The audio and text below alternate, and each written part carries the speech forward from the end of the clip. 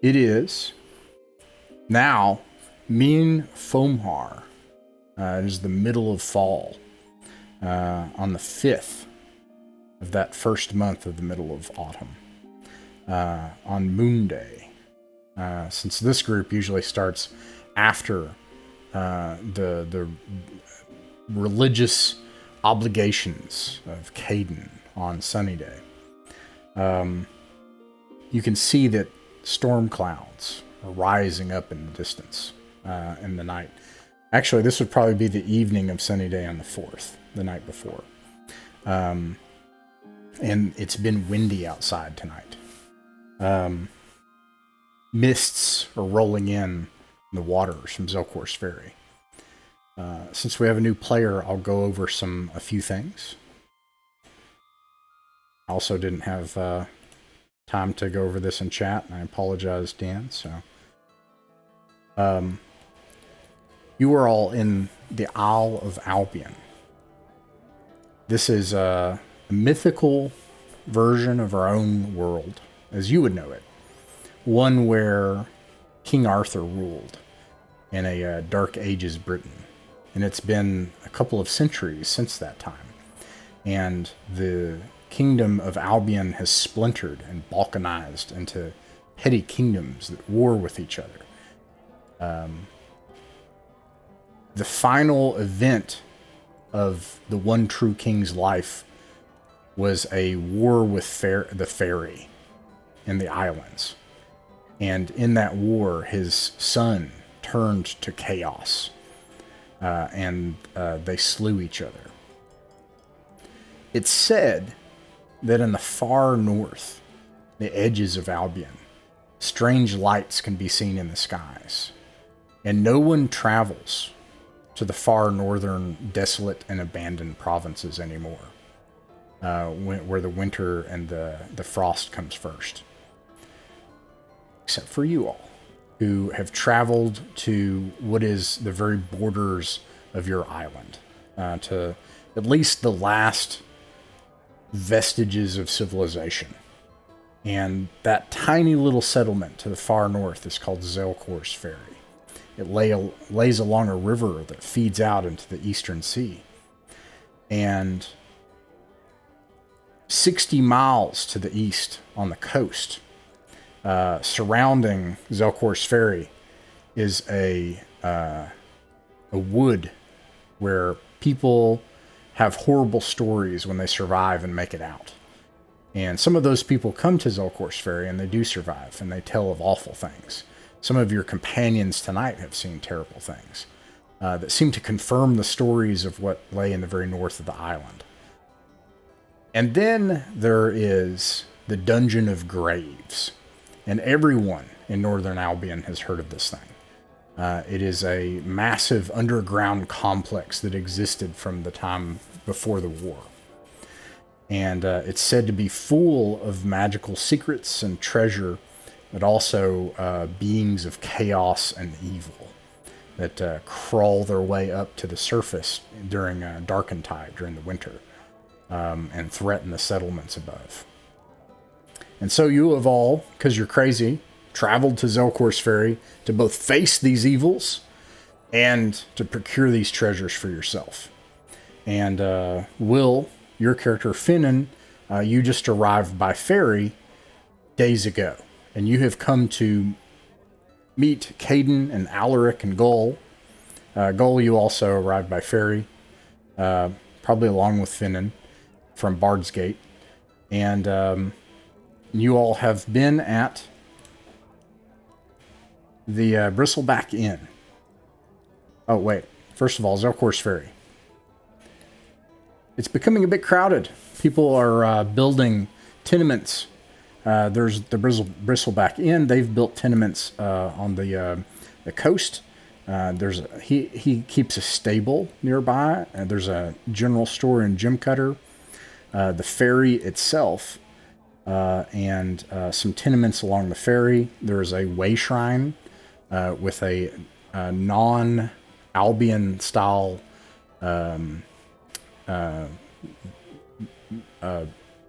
object of worship and some makeshift graves. There's a hut out on the far end of the water with strange smells coming from it. The barracks for the mercenaries that guard the place. And a smith. Tonight, the Bristleback Inn is a rugged, sturdily built inn with outbuildings where you can get rooms to stay at. The outbuildings are also made of sturdy oak. And the tables and chairs also, you often hear them slide across the floor. Workers have come in to the Bristleback Inn, and the place has been crowded for the past few weeks. Also, survivors have made it across the forest, and there are plenty here in the tavern trying to find a way off, away from the Forest of Hope. There is also here tonight 5 obviously well-armed and armored people. And sitting with them is someone you recognize. Paceling. And she is obviously leading this group, having found her own way in and out of the dungeon. And then you have... Oh, interesting. Yeah. So she's kind of... She gained no treasure from your expedition, but she did gain knowledge. And now she leads her own mercenaries that she's hired. And then there's Myrna and Morak, who are seated with you, both of which are wearing armor and vestments, and a large number of workers and outlaws. And then there are 2 other people seated at a table by themselves. A female that is also wearing a cloak with the embroidered symbols of the tree of life, that is the symbol of the light. And with her is a man wearing a chain shirt and tabard. What do you do, Caden? Caden's the caller tonight. Let's see, who do we want to talk to? Any suggestions? I don't think we want to interact with Paisley based on her numbers. So we have a cleric with another fighter type. And what else did you see? That's it. Okay, well then. Well, I guess we can try talking to them real quick. There are tons of people in here as well, including refugees, any number of which would carry a torch for you for money. Okay. So Caden approaches. What do you say, Caden? Well, Caden's not good at talking to people, but Well, I'm going to go with you, but you're the priesty guy, and one of them's a priesty guy. So you can give me some backup. Yep, you good the intro. I'll use my charisma on the backup with 15. You said it was a woman, or? There's a woman who obviously has like the cloak of a crusader, the embroidered symbol, the symbols of the tree of life, of light. Yeah. And then there's a fighter. You can tell because you can see a chain shirt underneath his tunic. Okay, they're not together. Okay. They are together. They're seated together. Oh, they are. And in fact, as you approach, you can hear them talking, and you can hear the fighter say, "I don't know, Lathan, I think that we stand a good chance if we go with these over here. That woman there claims that she's already been in Rappan Athuk. I think that we stand a best chance with them." I clear my throat. Yeah, I'll approach the woman and say, "Pardon me, I couldn't help but overhear your conversation. We've been to Rappan Athuk several times. We actually took her last time." Pointing to Paceling. At this, not pointing, but gesturing. The man just turns around, and you can tell that this is a swarthy, built, tough dude. Like this guy, he's come here to go into Rappan Athuk and to get money, just like many of you, like Flanagan and others. He says, That's really funny because that's not what she claimed. She claimed that she guided you into the dungeon and that you nearly got her killed. Point of record for ourselves. We were never in a nearly killed situation, were we? We had a pretty big battle, but we weren't nearly killed. So she's pretty chicken shit then. All right, got it. Yeah, I go, well, I don't, I can see by your raiments, you should know better as to which person to believe, as I point to our esteemed Caden here. And no, and if you even doubt that, you can simply ask around here. Many people have already met us in the past, including the innkeeper here, and know of our expeditions. But that's neither here nor there. Certainly, if you're interested in going with her, that's fine. But know that she's starting you off with lies, I guess. If that's the way you want to start, that's fine. The woman that the man called Blathen, she looks up at Caden and she sings a canticle in the language of law, in the language of the light. It's a canticle about death. She just says it, briefly. Will he be able to recite it back? Yeah, you speak the language of law. Yeah. I'll just start playing tell the her Synth about in it. his tavern, and I imagine my character's kind of uncomfortable because he's like a strange, little wild man. But I have a heart made of horse bone. I'll like do a little, dwingle on that. All right. What were you gonna say, John? I was going to speak in the language of law and tell her that this woman is referring to basically lies to you. Okay. She recites back a proverb that basically is it's similar to others that have come here like her. That they've said that they're here to help people and to fight chaos, right? So she says a proverb like, the evil will perish and nail and wail and gnash, and they will face justice, and all this kind of stuff, and it's like some sort of apocryphal, if not outright scriptural type of thing that she's stating. So you would be familiar with it, Yeah. All right.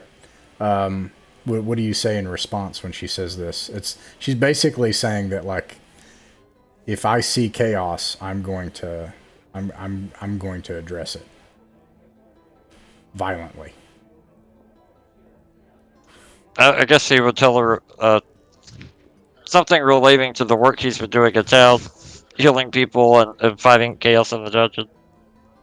Okay. She looks over at the other people seated and she says, she says now, just in common, will you promise me that not only will we help the people that we find, but if we encounter what I've heard is here and what you claim to have seen, we'll stand against it? Yes. That is our vow in the Hountains of the Pine. We've been known to avoid contact with bandits and those types in the woods when we're on a different mission, but we've never backed down from any chaos creatures or anything in that dungeon. Or if you want requiring our help as well. That's true, but that I don't... Well, I guess we should say that, but that's true. She says, Fadehelm, let's go with them. And Fadehelm, he's like, oh. He looks at you all, that there's like the clerics with you they're not dedicated warriors as opposed to an entire table of mercenaries, you know. And then you've got Gull.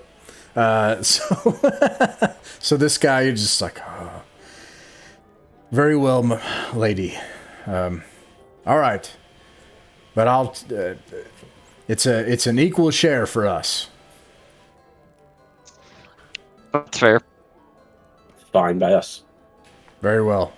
Is this like a big group that seems to there's like one person in charge, or is that another group? It's just two people. It's Just 2 people. It's this fighter who's a man and then a woman who's a cleric. What about those people that you said that there was one that seemed to be like an obvious leader of a group of like a few people? You weren't here for that. So last That's what week, we're throwing shade at. Yeah, a week ago, they had a fighter that they hired, and she came back and left their service, and now she's basically spreading rumors about him and leading a whole different group into the dungeon. She was All right. So who else is in the town? There are at this time. There's a table of armed and armored people drinking and carousing loudly with each other. It's clear that Paisley there's a woman that's in charge of this group.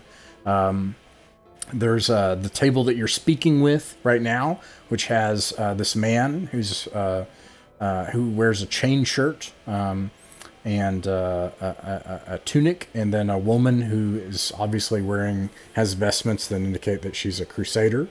And then you have other tables of people who you've seen in here day after day, week after week, who have made it across the journey overland, and they're just like in rags. And any of them, you know that you could bring any of them on a job. Okay. Gull's gonna approach the table with all the people on it, and sort of try to gauge their reaction to him before he says or does anything. Paisling burps and looks at you, and she's like, "I'm sorry, we don't give out any money here. You can go over to that table." Oh, wrong language. I have money. Okay. Oh, why? Are you in need of some? You asked if they're in need of money? Yeah. She looks around and they all laugh at you. Does this place have windows? Yeah. Okay.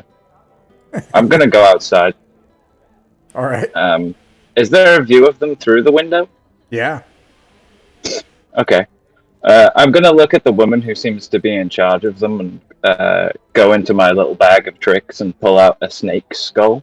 Okay. And I'm gonna whisper to it and cast Charm Person on the lady. All right. She gets a save, right, versus magic. So. Mm-hmm. Nat 20. Well, it was worth a try. No, you're actually in luck, personally, I think. Hey, well, somebody charmed until dispelled. It's not a bad idea, you know. But Yeah. I'll swear at my snake skull. I think you realize that she's probably too drunk to be affected by it. Like I was gonna say she's drunk a lot, and she's really loud, which is problematic in a dungeon. Just a very problematic woman to have. All right. Well. Yeah, a goal was just looking for meat shields. Yeah. Finnan.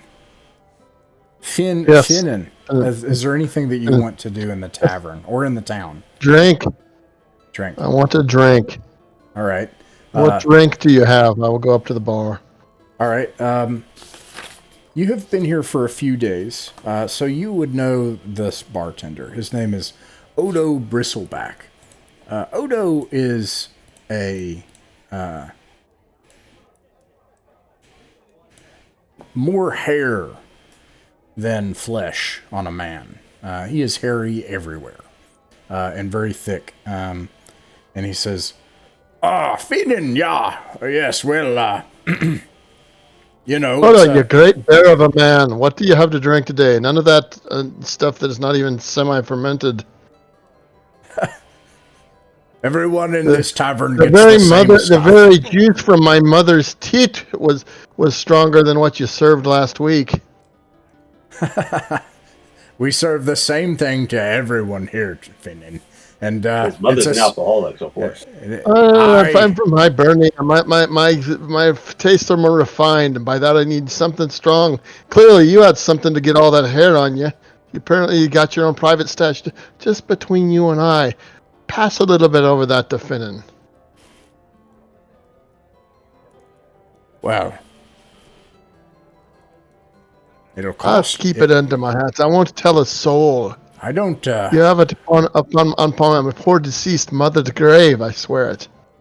It's not strong, and I don't work for free. He reaches under the bar and brings up a bottle. The bottle has a glimmering color to it that's sort of vermilion. It's like a gem. This is not strong I don't see alcohol. that This is a nice wine, which is very rare in this part of the world. He says this. I've right never here, heard whining. I've never found whining nice before. well, you'll not find You this open the anywhere. bottle? 200 miles around. I'll empty out all my loose change, a bunch of copper pieces and silver, and slide them over the bar. Well, let's have a taste then. That'll be 2 gold. Good golly! Do I think you think I haven't been to Rappan Athuk yet? You think you're treating me like I've already been back? Well, just a sample. He takes the wine, puts it under the table, goes back, sample. puts the same swill that everyone else gets down. It's a You're silver hurting my piece, soul. You Finnan. know that. Yeah, I'll give whatever a silver piece worth of copper. Fine. You know, you hurt the soul. I may be going to my death tomorrow, and look what you're doing to me. May this be on your soul that my lips were not graced by this purplish liquid that you say is the most fantastic drink. Watch your back out there, Finnan. And he goes back to work cleaning the bar for the night. I'll sullenly drink the swell and then cough, making a great show of coughing, and it's like but it's We have a bookkeeping of it's 6 or 7 gold that we were subtract. I forgot what's going on in that. What? Oh, our regular from bookkeeping. last week. Yeah, Well, I think it was 5. 5. Okay. Yeah, because you spent 2 days. Yeah, because I have here roll d6 gold. That's because I must have typed roll d6 and it went in my gold thing. Luckily, it didn't erase the actual amount that I had. Now, Finnan and Gall, you will not do that yet. You won't subtract money until you play the next time. Okay, so Caden. And I'm taking 10 this time. 10 gold. Oh, yeah, that's another thing. Yeah, just because in case we've been running into a lot of people. This way, it still gives me a little bit of gold and an ability to give gold. Yeah, Finnan and Gall, 1 gold piece pays for room and board every night at the tavern. If you don't stay at the Bristleback Inn, you stay in the stable, there's a chance that your things can be stolen. If you reserve a room, you can leave things here, but it costs money. A gold piece for every night. So until you have a house, if you want to keep things behind and not carry it with you, you would have to pay to keep it here. Okay, Caden, you've got 4 retainers now, 4 hirelings. Yeah, Is there anyone else that you want to hire? Do you think we should give a couple torchbearers too?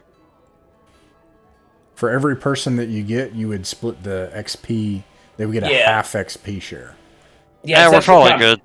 I'd rather have like the cleric hold the torch and then pay XP on somebody who's not contributing. All right, yeah, we're probably good. The next day. Speaking of which, oh, go ahead. And speaking of which, I just want to make sure that we have, because I know we got some extras while we were there last time. I want to make sure we got, so we can not worry about torches too much and use them when we need actual open fire. We should have I have lanterns. 3 torches, a bullseye lantern, 5 pints of oil. Good. My character has a hand cart, so like I'm just, and because I'm strong as fuck, I was like, fuck it, I got a hand cart. So if anyone wants to chuck things in my hand cart, various miscellaneous, just something. I don't normally carry oil. I'm going to carry oil. So if oil's available, is it regular price or is there some markup? Oil is regular price for now. Okay. When you awake the next day, the storms have arrived. The area is shrouded in mist. Visibility drops, and rain is pouring down around you. Lost somebody. For those that are new, you can see off in the distance a wooded area on a hillside. You're surrounded on all other sides by the riverfront, and then some grasslands that stretch off for miles to the west.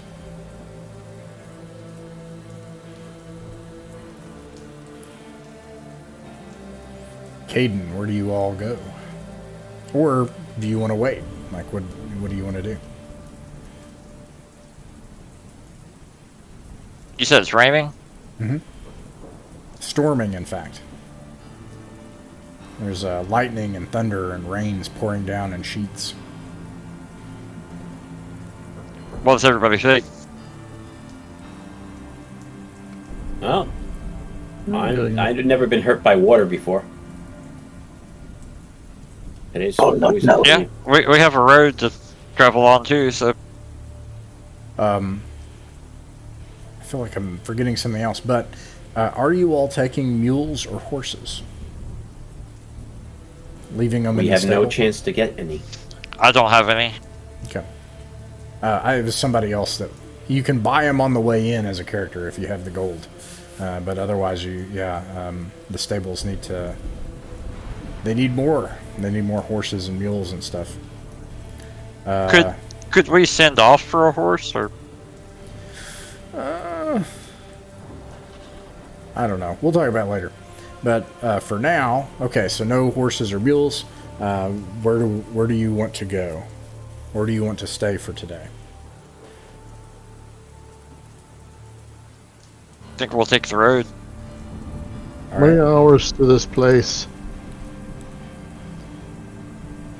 Wait, what did you say, Will? How many hours to this place? I'm asking the party. Walking, it's over just about over a day, right? Mm-hmm. A little over a day. We'll get close one night out and camp. You make it. It takes. And actually, let me do my checks as well here. Or maybe that we arrive there and we camp usually.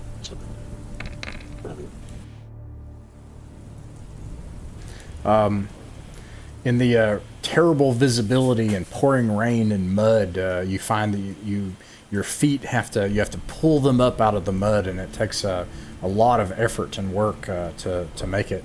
You make it just about by nighttime. You make it as far as south of the destroyed demon monument that you all defaced, but you do make it to the road. But night falls by that time.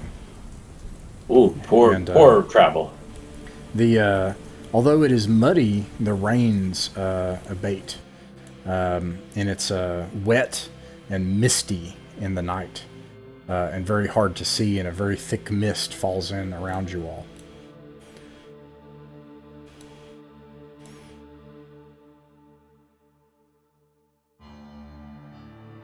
God know that mist is always bad. Yeah. Caden, we're Indeed. gonna set up something. Yeah, probably set up. I have a tent. I have a tent in my hand cart, because I have various goods. So I'm not sure how big the default 10 gold tent is, but I mean it's 10 gold. So How big are those tents? Like a one-person tent? That's a good question. I would say that it's for one person, though. Yeah, I mean, I would imagine it's a like a pup tent or a lean-to. And what it would do is it would keep that person dry and weather. Yeah, I don't have anything like that. Does anybody else have one? Nor do I really need one. Yeah, you all are Go. soaking wet now. I'll go. I'll be parking myself under your cart.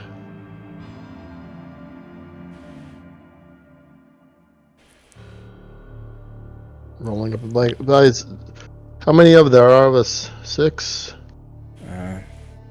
In total, there are 8 bodies with you. 8 bodies. 4 4 watches of 2, perhaps, there, Captain? With the amount we got. Yeah. Why don't we do 3? 3. Okay. Yeah, can I gather some firewood with some people? Just loose bits of stuff. Is there trees around to? I'll give you help with that. Everything people are wet. Everything is soaked, and you do not have a ranger. There's no way. Well, I don't know how we would keep a fire going. I mean, if necessary, if being wet is going to cause us issues in the night, the fire is going to be necessary. I can waste a pint of oil on making sure it gets going, and then it should be hot enough to burn stuff. Will the rain not put it out, or? It stopped raining. Oh, well, yeah. Yeah, let's do that. Okay. Yeah, I'll say that what you probably have to do is use some of your own stuff. And what is that? I don't know. Like things that you have that you're able to keep dry. And then use oil on that, and then eventually you can now the downside is that will create a lot of smoke, but it is also misty everywhere around you. However,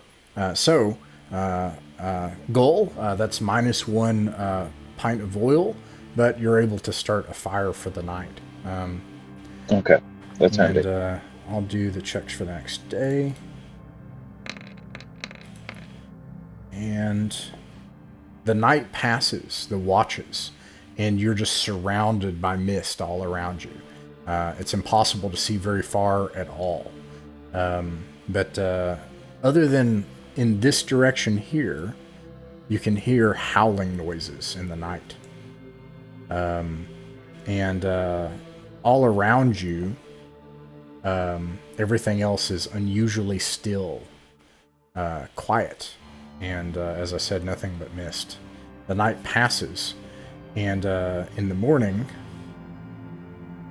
everything is muddy, and it's very misty. Where do we go, Caden? You think we should keep following the road? Okay. I think that sounds good. You travel for about an hour or so, and you come to a fork in the road. Which way do you go? South. Alrighty.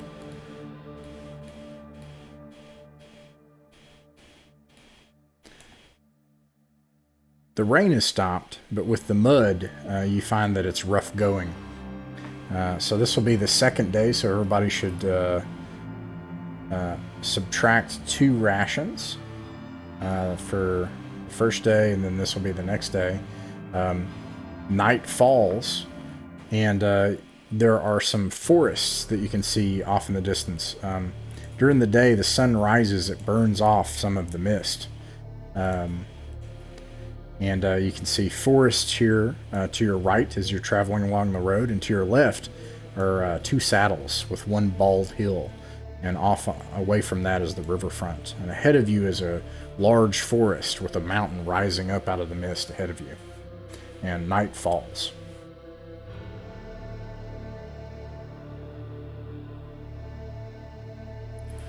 Do you want to try to? I don't know the range on this again. I always forget that. But if that saddle hill here is within short, hour or so walk, maybe we clear that. Make sure we're not going to be attacked by something. We've had humanoids appear up there every once in a while at night. Yeah, sure, we can do that. We might want to at least know what's near us. All right. I'll just say that takes a little bit longer. Takes some time. So I'll do my first check. All right. And yeah, night falls. You set up watches. I'll do my next checks. Let's see here. And the night passes. The sun rises again. And apart from it being muddy, because it took longer in order to get enough rest, you have to sleep further into the day. It's probably around 9 a.m. The sun, after the temperature drops, it starts to burn off all the mist. You can see farther. Forest, the road, the riverfront, the forested hill behind you, and a forest ahead of you, and a mountain beyond that, rising up with the forest skirting around the bottom of the mountain.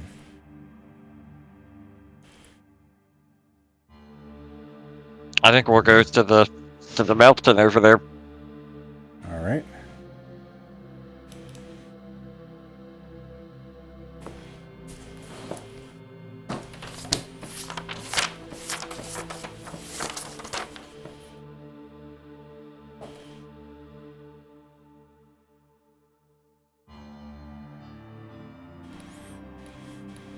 You make it about this far. And then let me do some things here. Such a familiar place. This is where all the shit goes now when I'm playing. It is. Passing along the road, as you all have departed the road toward the forest, you suddenly notice there's this ruined building here, and then a big forest on the other side of it, about a couple miles away or so.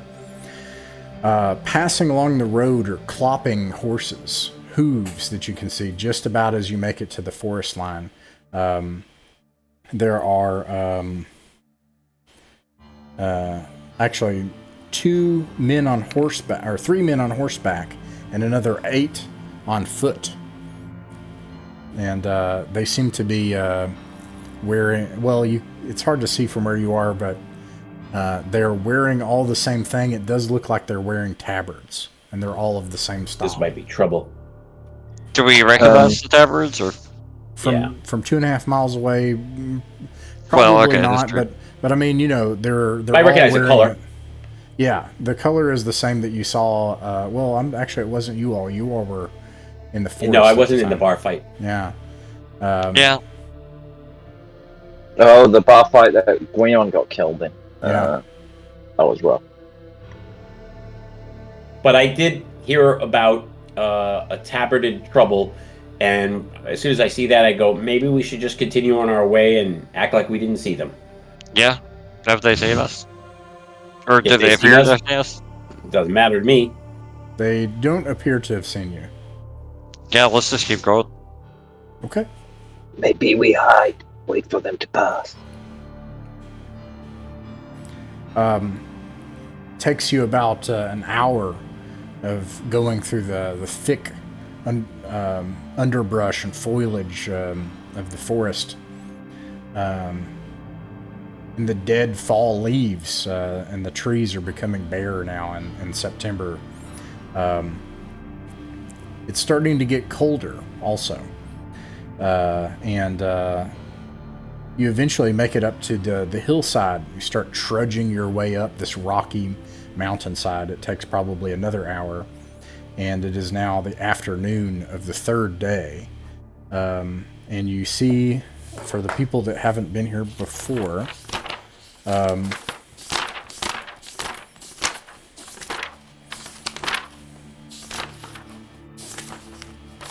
you see, hold on just a second.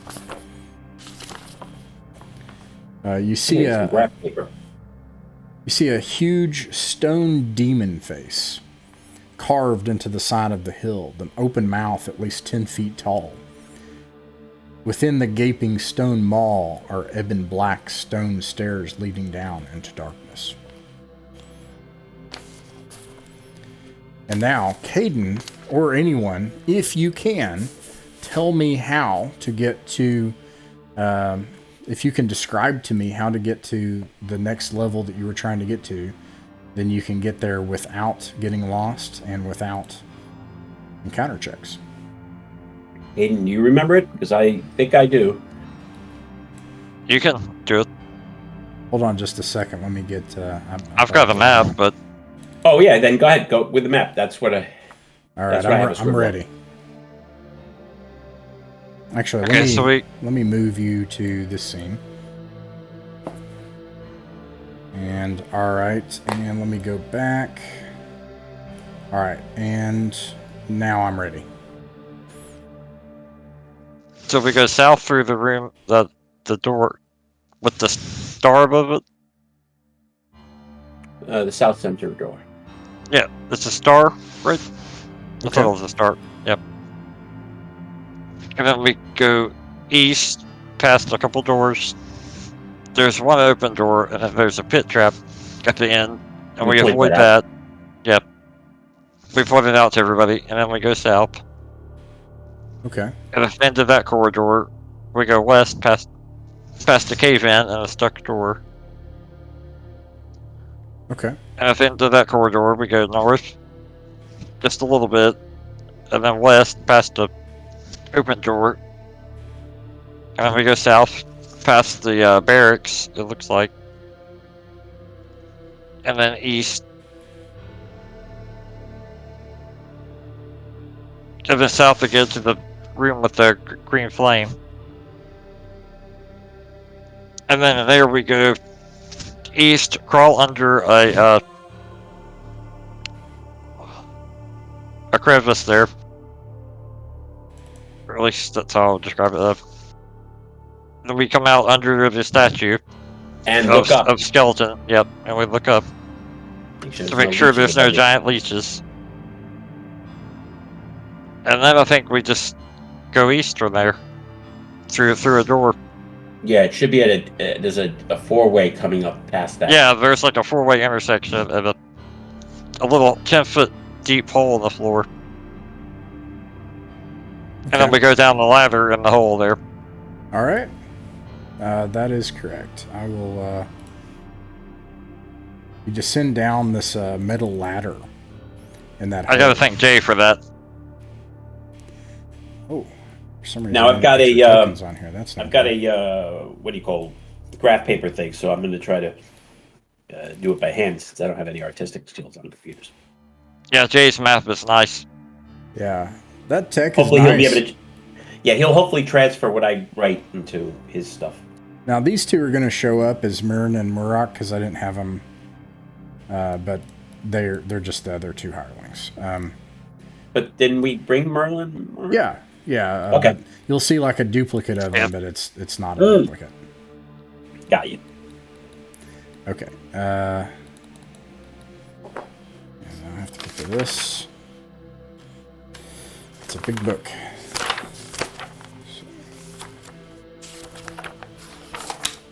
Yeah, it might look different this time. This room looked different to some of us last time.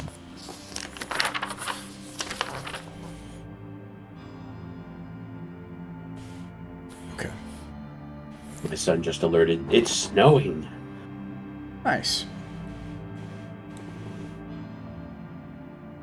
And I want to add... Am I missing Alaric? I think I am. Okay.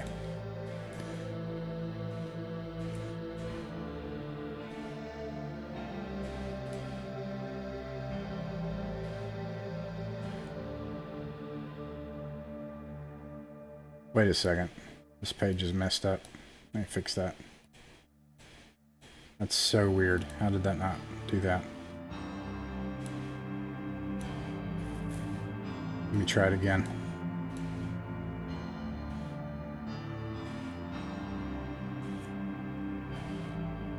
Is anyone carrying a torch? Oh wait, it looks like I have Myrna. Yeah, Morok and Myrna. One of the clerics is. Do you give him a torch or a lantern? said you We're want gonna go with lanterns. We're gonna keep the torches for in case we need to, set fire to things. Yeah, I have a hooded lantern, so I'll give one of them that. Okay. With some oil. All right. So when you I bought oil to give away. When you come down the ladder, so you all go down into this pit. By the way, someone needs to use a rope. Does somebody have a rope? Yep. Okay, so you tie off a rope. So you don't have your rope now, but you'll have it when you go back. But you don't have it with you right now. So you lower yourself down into this 15-foot pit. There's a sump, like just a small depression. You go down into that, and there's a ladder. You go down into the ladder, into this shaft, into the darkness. And at the bottom of this is a long corridor, a stone corridor ahead of you, and covered in cobwebs, leading off into the darkness. Okay. Does this look different than what I saw last time? It is different than what you saw. Yeah. I'll look around and see if there's a place like a shelf or a stone or something where we can tuck the rope up high so it's not obviously hanging down. Yeah, that's a good idea. There's a... Oh, you mean... Okay, yeah. So the rope that's hanging 15 feet down, just coil it up and put, so that at least you'd have to look up, above, up as far as we can reach in order to see that there's a rope attached so that it's not obvious that it's... Makes sense. Okay. I'll try to look around and try to find something to hook it on. And as far as we can see, it goes forward the corridor, right? Yeah, it goes forward, and Finn, and you do that. You find a place to kind of tuck it into the wall to hide it at least as much as possible, as you said, to where you have to look for it. And then, yes, the corridor just goes on. Let me pan this again. I don't know.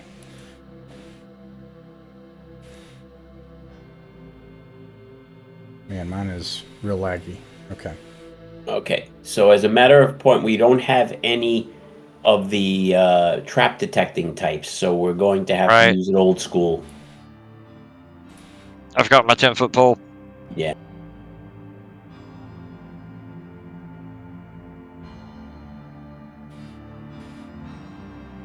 Do you want to move forward using a 10-foot pole to check for traps? Well, no, I don't want you moving forward as much as we can't do it the entire time. Otherwise, Ross will tell you it'll be like forever to move down a corridor. So we are gonna fall into traps and stuff like that, which is why I rather maintain a one-person march in this case, at least for the head guy. So we'll take turns on the front two people swapping. I'll do the north one. The next time we turn in any direction for any length of time, the other guy will take over. Then I'll take over the next time it turns, etc. Okay. And we'll be there. Now, if anything looks tricky, like corners, we'll check the corners. But we're not going to, even though we've run into a trap in the middle of the hallway, we're not going to check everything of it. Right now, we don't have a reason. Let me make sure I understand. You are checking the corners whenever you have to make a turn. And every time... And I want to be ahead. At each decision point, you're going to change who's in the lead in the order of battle, or order of march. Yeah, kind of like, Gotcha. As far as walking lead. In other words, who's the mine detector? I'm the mine detector first. I.e. pits. Sure. At least only one of us will go into the pit. Okay. Now, roping would be nice. I have rope. Maybe it might be a good thing, but a holding rope situation, it's not as good. I might not be able to hold on to it when I fall or something, but we don't want to be tied up in case something jumps us, you know what I mean? Does anyone, in particular, the two new people, Finnan and Gold, do you have more than 100 pounds on you? No. Okay. All right. I mean, I only have 30 pounds on me, excluding the fact that I guessed all the stuff in my cart and stuff with on it being on wheels would be like 30 pounds. So I don't have my tent, my parchment, my pot, or my harp, but I have all my other stuff. But yeah, I've got like plus 50 carry weight, so... All right. The first thing that you see as you're traveling down this dark corridor is you come to a door to your left. The doors here are old, heavy oak, waterlogged wood with iron reinforced in bands. and ahead of you, the corridor continues on into the darkness. You want to try the door? Since we've Do just you want come to step down away here, from the door and poke it? no reason not to. Yeah. You step away from the door and you poke it, Goal, and nothing happens.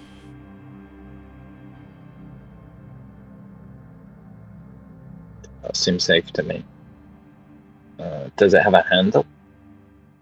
Yes, it does have a handle. It looks like this door does not have a lock Okay. on this side. I want to get a feel, John, about how we're going to enter these rooms and travel. Like I mentioned, the idea of me being 10 feet ahead. So in other words, a pit trap hopefully will consume the front person alone.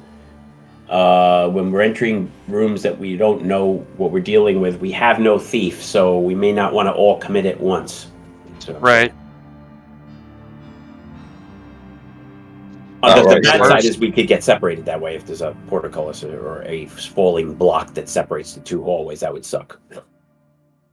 Yeah. So what you're saying, we like back up a bit and someone goes in?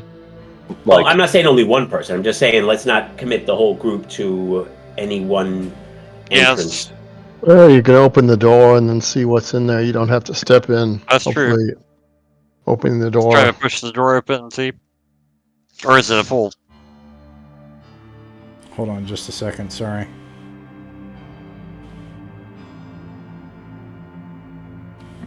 Okay. Who opens the door? I'm in the front, so I might as well start it off since we don't have a thief. I open the door. All right. Nobody be next to me in case, like spear trap comes at us.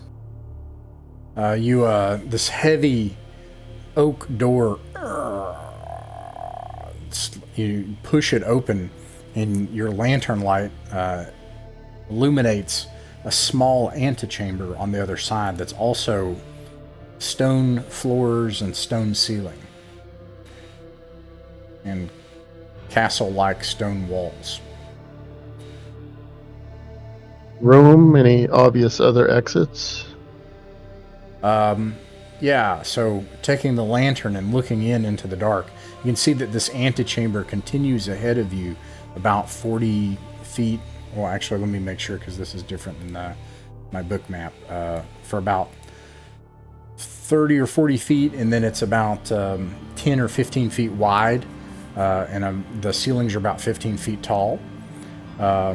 Stone all around you. It just seems to end in another door on the opposite side.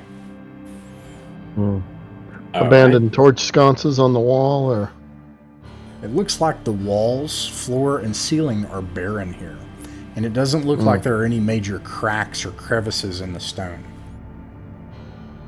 There's one in the floor, but it's fairly superficial. It looks like at some point in the past something has chipped out the floor, but there's not like a hole or a crack or anything.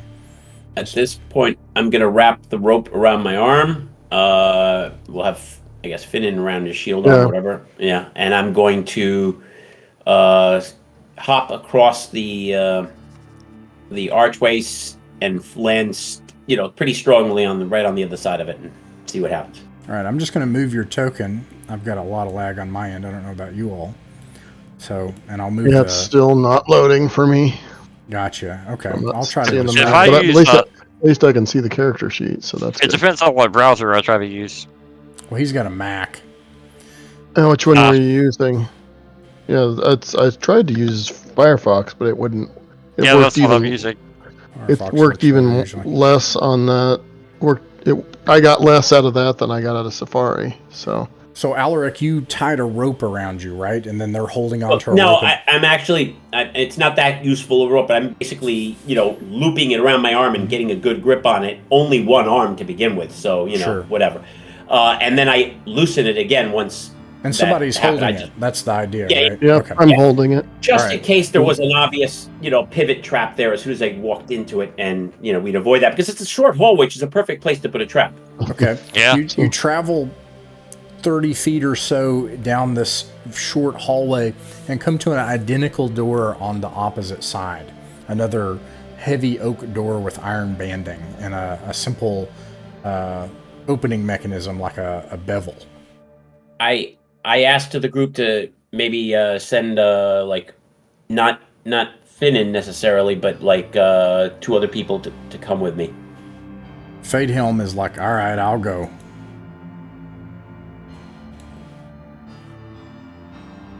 This way, if something attacks me quickly, I got cover. And I can Finnan is go with too. you guys. Okay. All right, Caden, Fidhelm, and Alaric. All right. All right, so they're covering that hallway. And by the way, keep your eyes up north. Yeah. We've seen undead. Keep an eye out for those two. Yeah, the cleric should be happy about that. I'm going to attempt to like do a 1 minute or less listen, not something like a real serious check like a thief would do. I just want to hear for anything like loud machinery or something, you know what I mean? Sure. Or screaming and fighting. And then I'm going to slowly turn the knob. First look at the knob. Does it have holes in it for a key or anything funny? It's a bevel. It looks like a mechanism where you just turn the bevel and it'll open the mechanism for the door. Okay, with my gauntleted hand, I will, after listening, I will slowly turn it. You listen at the door, and it sounds, you're certain that on the other side of this door, there's no noise. It is perfectly quiet. In fact, you don't even hear many of the sounds of the cavern. You know, this place, the air here is stale and old and hasn't circulated for a long time. You have trouble getting your breath. The torches sputter and struggle to put out light, even the lanterns. And sometimes in this place you'll hear of dust falling loose from a wall, you know. But in here you're not hearing anything. You're talking, you can hear each other, but it's very quiet. And on the other side of that door you just hear silence. Okay. That's conserving. It's quiet, too quiet. Make sure that door is open well. Meaning the one we came through behind us. And Yeah. I'm gonna take a couple deep breaths and see if I feel anything funny. Like, do I get lightheaded or is it just stale? From here, the air is just stale. Okay. I'm gonna comment on that. I'm sensing pretty stale air. Let's not bring any open flames in there. We don't know what the heck we might run into, other than the torch, meaning no extra open flames. Not the torch, the lantern, sorry. All right, I'm going to try guys go against the walls, and I'm going to try to open the, in other words, they should make themselves slim, and I'll try to open the door. Okay. You open this door as well, and at first it just appears to be dark on the other side. Eventually, your lantern light, you can see a large room, irregularly shaped, sconces all along the walls, and a beautiful, well-kept crimson carpet, square and in the middle of the room. Okay. Why don't we start moving in to maybe out of the hallway, but stay in that maybe the middle hallway? How big does the carpet look? I'm going to move in closer to...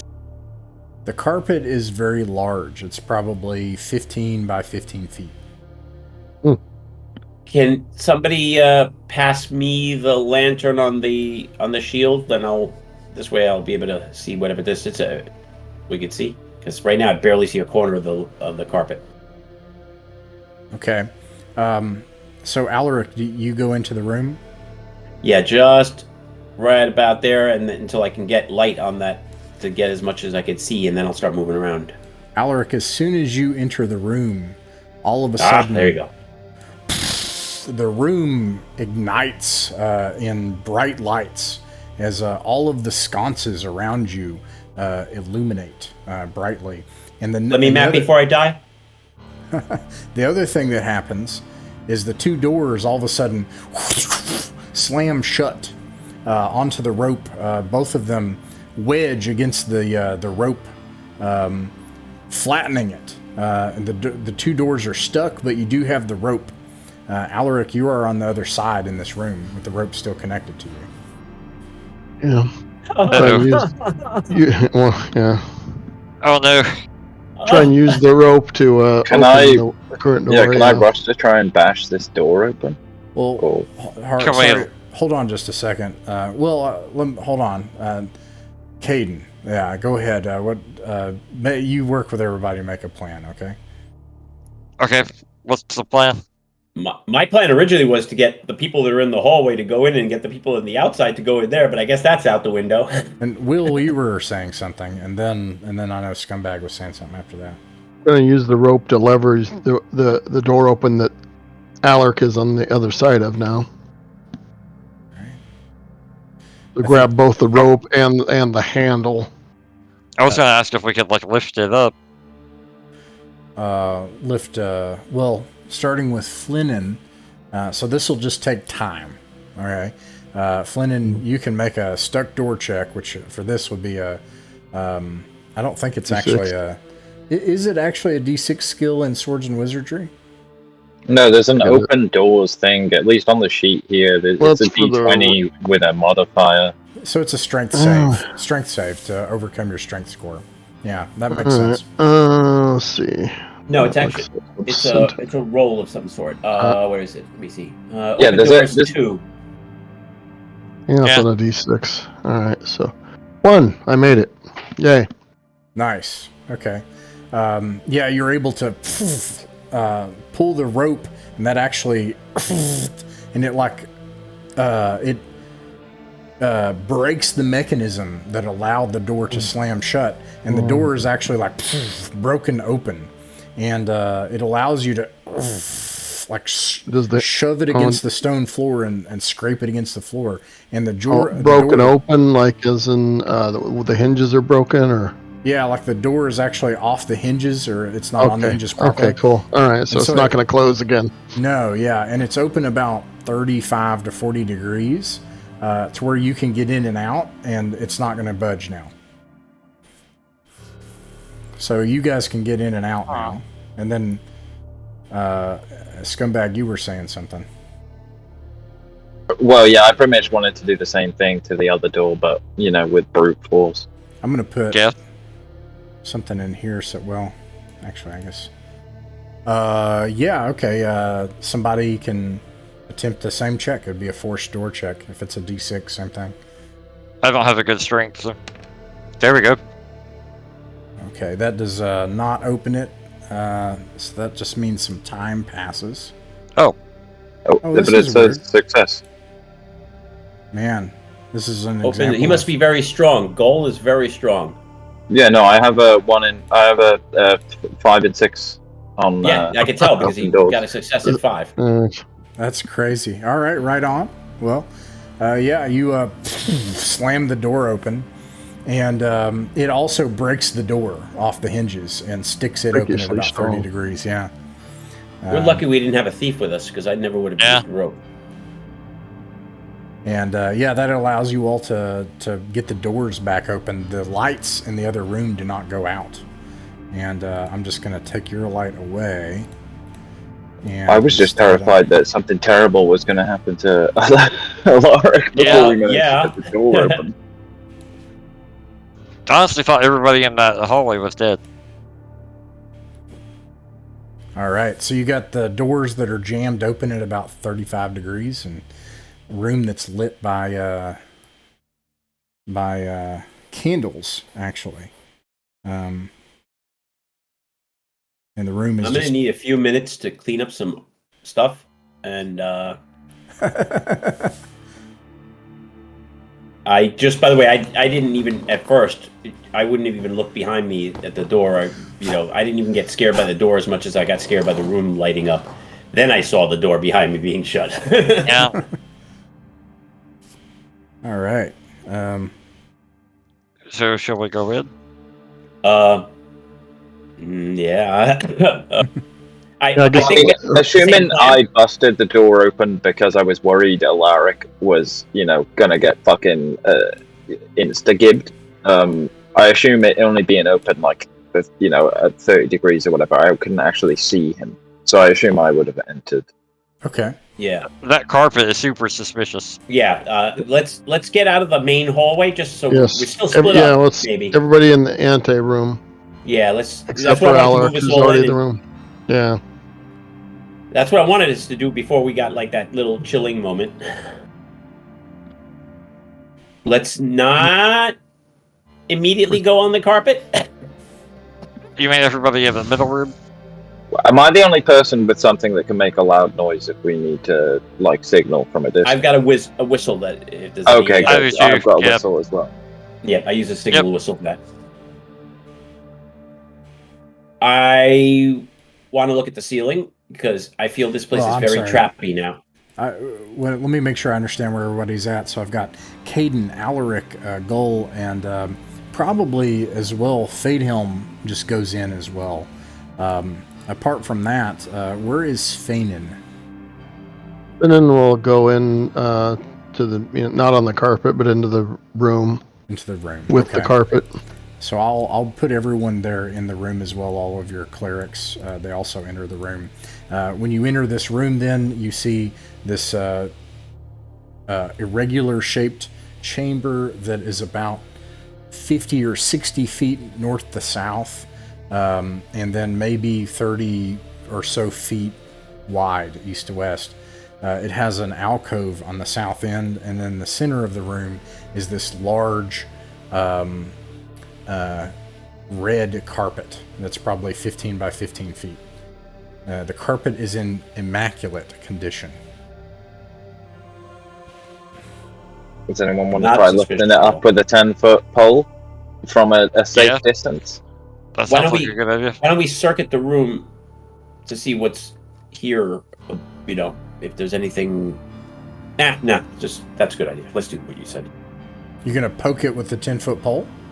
Well, try lifting it up. If somebody has a 10-foot pole, we get a decent distance from it, and then try lifting it up to see if there is something beneath. That was my idea. You're gonna try to take a 10-foot pole and lift it up underneath. Yeah. I mean, I don't have a 10-foot pole, and I wouldn't try to do that because I'm a craven piece of shit with 3 hit points. But if somebody much braver that actually has a 10-foot pole wants to do that. So, Caden, you want to do that? Yeah, I'll do it. Where do The you way I'm do that erasing from? my map after you told me 30 feet. North, south, east, Where do or I west stand? side?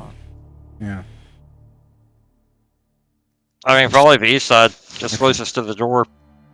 All right, you take your 10-foot pole and make a strength saving throw. I'm going to use this to give me an idea of how You're well about this to get consumed by a carpet. Strength saving throw. Yeah, so you roll a d20 to overcome your saving throw number, and you can add your strength modifier. My modifier is 0, so.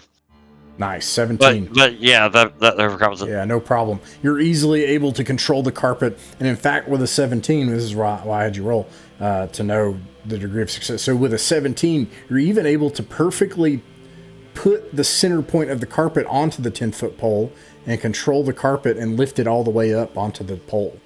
And you can see underneath it that there are these kind of jumping Ginny pressure mechanisms that exist just on either side, and that there are these strange symbols on it. And it looks like the pressure mechanisms are meant to sink. So if something were put pressure down on it, but you lifted it up, and then in the center of those, away from them in the center, is a trap door.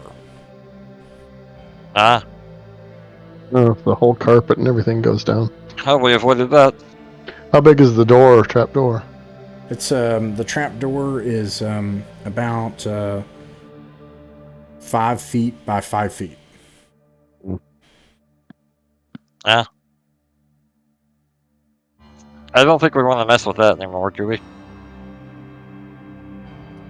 Well, I don't know. I'm always curious as to like, ooh, what's beneath the trapdoor, But So we move the carpet out of the way and roll it up to take it with us later because it looks worth money. Yeah, that's true. And so y'all take the carpet and roll it up, but perhaps if we all get out of the way, we could poke it with the 10-foot pole to try to open the trapdoor and see what's down there. Or if we need more weight on it, we could load up. Since we happen to have a cart with us, we could load the cart with maybe the carpet or something. Wait, you have to get the cart down the 15 feet rope. It's up. Yeah, it's up at the either. Never I don't even mind. know if we were No. up to the mic. Yeah. I didn't realize that. So no, going back to what you're saying. Go ahead. Yeah. Is there anything here besides the carpet in this room? A bed? Anything? Nope. We Just didn't really do a circuit. as far as what you see, you just see stone walls, floor, ceiling, candles in sconces, 15 by 15 foot carpet, which you've rolled up. I will Candles. All right. Yeah, these are candles. The here. shape of the room is odd. They look like wax candles. The south alcove is kind of interesting to me. I don't know. Let's see. However many, 8 of us. How many candles total are there? The carpet is, I'm going to say 20 pounds. It's heavy and big. Yeah. Because once we get that off, but Who's carrying the carpet? yeah, nobody yet. They're probably going to take at least 2 of us just from its bulk. Yeah, if that's the case, we can. We haven't done it yet, but we could roll it up, and assuming we can safely do that, roll it up and take it into the hallway, and just, leave it. We can even just the antechamber, and then get it on our way out. On our way out, exactly. Then the other things that you see are the 2 vertical pressure mechanisms that have symbols around them. And then on the inside of that, 5 feet by 5 feet is a trap door. It's also wooden with iron banding. And a typical bevel type handle. Can I try to take a closer look at the symbols? You can see that those symbols are arcane symbols. And in fact, if you had vellum paper and ink on you, you could probably copy them down because it seems like they have some type of magical function. All right. Well, I mean, I'll note that down because I have parchment, but I don't have anything other than parchment. But I could burn up some wood and make some rudimentary charcoal or something at some point. Would chalk help or? Probably not. I'll say it's really dark. I'll say that you could use the chalk, but it's real sloppy, so you have to do it on the carpet. And just let me know if you decide to use the chalk on the carpet to put all these symbols on. I've got chalk also, so if you need more. Nah, I'll save it for when I can do it properly. Okay. But as well, how deep was that pit with and there's a trap door? Do you mean we don't know. A trap door as in there's a door opens? There's a door that has the word trap in it, which is always fun. It's a hinged door on the floor, but it's not. He's trying not to be pejorative. Possibly the pressure plates would drop you in the carpet in there. Possibly. So the pressure plates are away from this. They're separate from it and off to the side. The magic symbols are kind of scary. Yeah, that's what I meant. I have rope. I'm pretty strong. If somebody if I tie rope around somebody's waist, they can sort of I'll pull on it, and then you can go vertical and not actually stand on any bit of the floor there. You can stand on the side of the wall like a ninja and open the trap door. How about first we try triggering the pressure plate with something other than a person? But what if it explodes the whole room? Or there's a good point. See, I don't have high intelligence. With the magic. You're we press the pressure plate. How about we just leave them alone? I see a button. Let's find out what they do. Leave them alone. You'll never know what's under that trap door. Unless you can open it without touching those. Try to open the door without touching it? Yep. Ross, about how many candles the trap are door on the wall? Is connected to the boom boom. I have also that in dungeon time, about an hour has passed, which I think is how long a torch lasts, unless I'm getting it mixed up with BX. We're using lanterns again. at the moment. Ah, okay. Yeah, oil. Gotcha. We're saving the torches for when we need fire. Yeah. We've run into animals in the past. If there's enough, I will take 8 candles from their sconces All right. and pinch them out, and then I will give them to each person. Keep the wax. They're creatures, flying witches in Hibernia. They'll charm you and eat your liver as you sit there gawping like an idiot. So keep this in case we run into any things. Put the wax in your ears. Oh, okay. So I'll basically hand a candle to each of the people, including myself. Okay. Yeah, you each have a candle, and your hirelings have a candle. So we're gonna try to open it. So somebody's going to try to do the rope holding and latching. I feel I've already muddied my armor a little bit, so maybe somebody else. Yeah, I mean, I'll hold the rope because I'm strong. So yeah, I'll go. And so basically, we go over to the trapdoor, not touching the 2 discs, pressure plates, and look and see if there's a hook or like a ring or whatever that's resting in the door on one side to pull it up or anything or anything to lift it. So, opposite of the hinges. I'll try and look around and say a quick prayer to the light, genuflect, and then I'll grab the ring and try to pull it up. Okay, you pull the ring up, and you see a shaft. It looks like you can see a wire mechanism that comes from the top of it. That comes to a part of it. It looks like this was meant to just fall in, but from where you are, you're able to just lift it this way. And in the shaft, you can see a chest. It looks like there's a chest down the shadows. Bring the lantern and show it. Watch the pressure plates.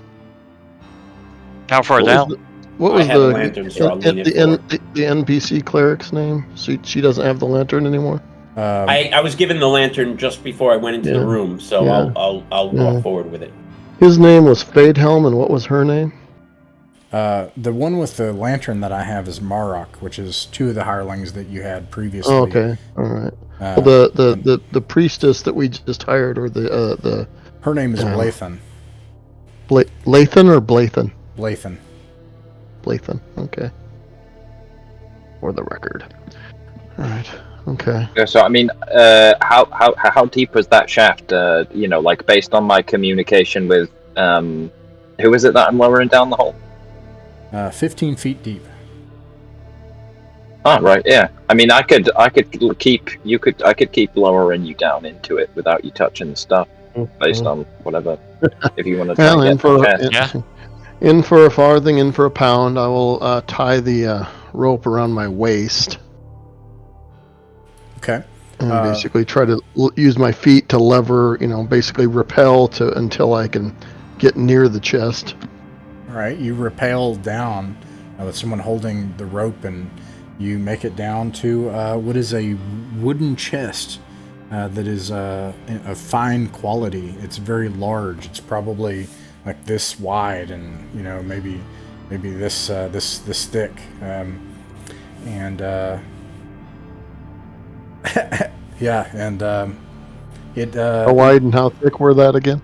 Maybe 3 feet in length and a 1.5 feet wide or something. It's a large chest, and it doesn't appear to have a lock on it. It has a typical latch mechanism. Yes. Well. Yeah, you don't need to. Why waste money on a lock when you've put it underneath a clearly exploding carpet trap? Yeah, and with a clearly trap thing that seals people to whatever doom awaits if the door is closed. Why I'm down here, Wait a Let's second. not Why be are we speaking not of doom. I'm still in the hole. Oh yeah. No. This is the episode where at the end Ross reveals that we died before we entered the dungeon. Oh. It's all the afterlife. Yeah, let's get them out of there before we discuss more things. Light bless you. Do you want to? Does anyone have a second rope? I used mine silk rope at the top. I did not. I have spikes. It was only I'm holding you with a rope, and it's only 15 feet down. Whose rope is that? You want to tie a rope around it. around the end handles and have you lift it up, and then we could open Well, it there's up 50 there. foot of rope. Just tie the rope that's more rope that's on you. You know, there's 50 foot of rope. You're like 20 foot down at most. That's true. It's 15 feet, but yeah, I can. Well, We I mean, had it's two ropes? Oh my it's God. probably I have a rope. I have a rope. Okay, yeah, then I don't. hand the poor man a rope. Yeah. So basically, tie it to, if they're end, on the chest. If there's two things on the end for lifting it, tie the ropes around each of the handles, each separate ropes, and then lift it up off the floor to see if that's trapped. Wait. Don't lift it until you've climbed up, out. Just in Well, I case. was going to help you get a start on getting Okay. it out of the. Great, man. Okay. So you're using my rope. Am I able to lift the chest up? Not including this plan with the rope. You're just trying to see if you can lift it up. Yeah. The ropes are tied around there, but I'm not going to, they're not pulling on the ropes yet. I'm going to see if I can lift it up and up to my chest and possibly over my head, and then have them just start hauling it up with the ropes. By yourself, no. You definitely cannot lift the chest up. Wow. Dude, so beyond my head.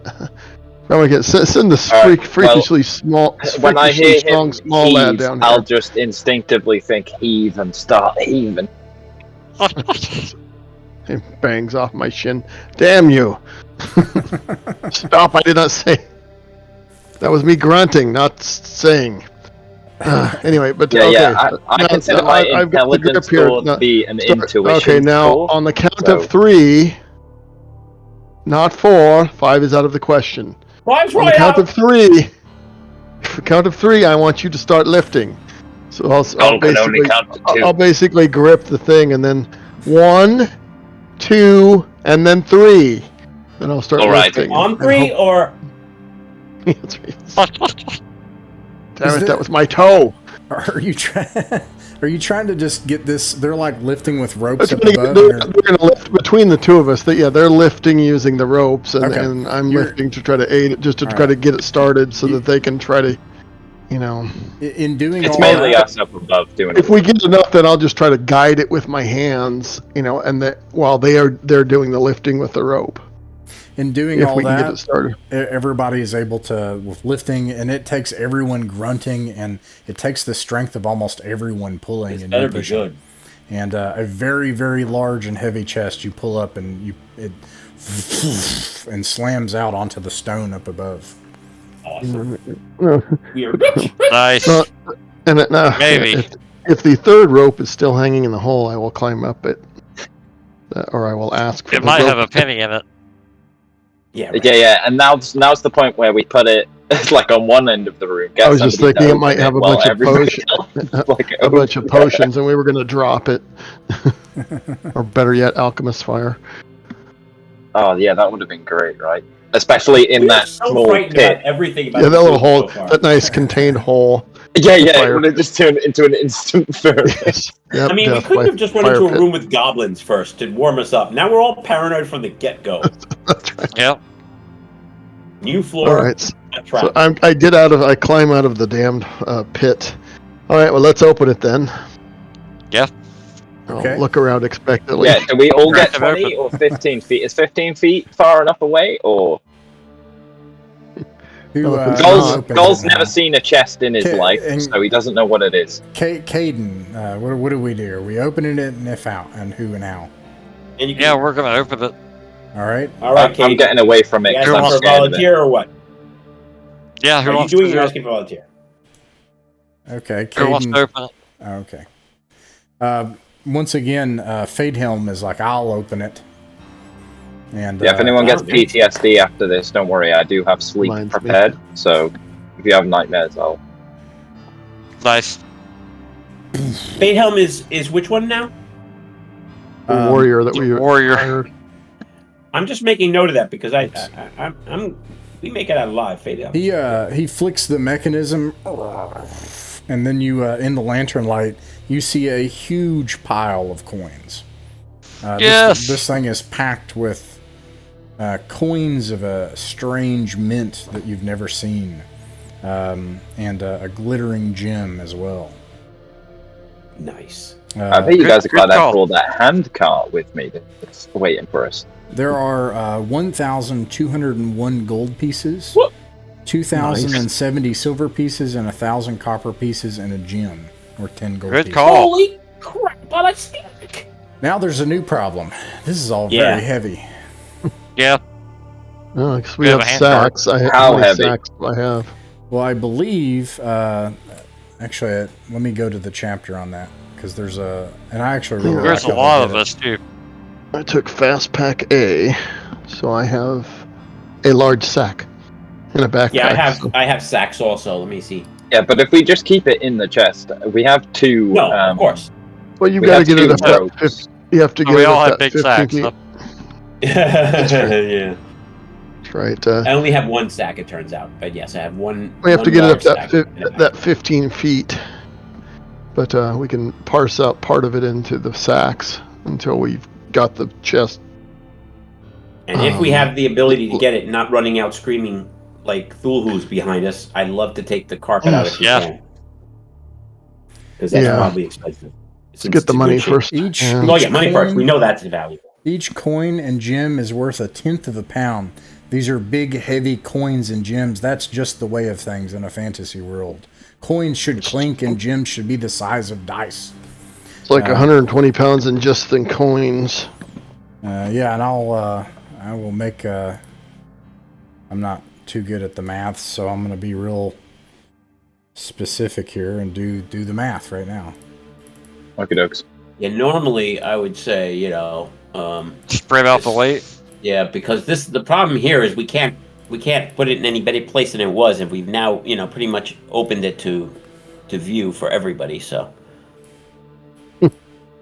I wish we found this place on the way out. If this is 1/10 of a pound, then this is 428 pounds and 1/10 of treasure. Whoa.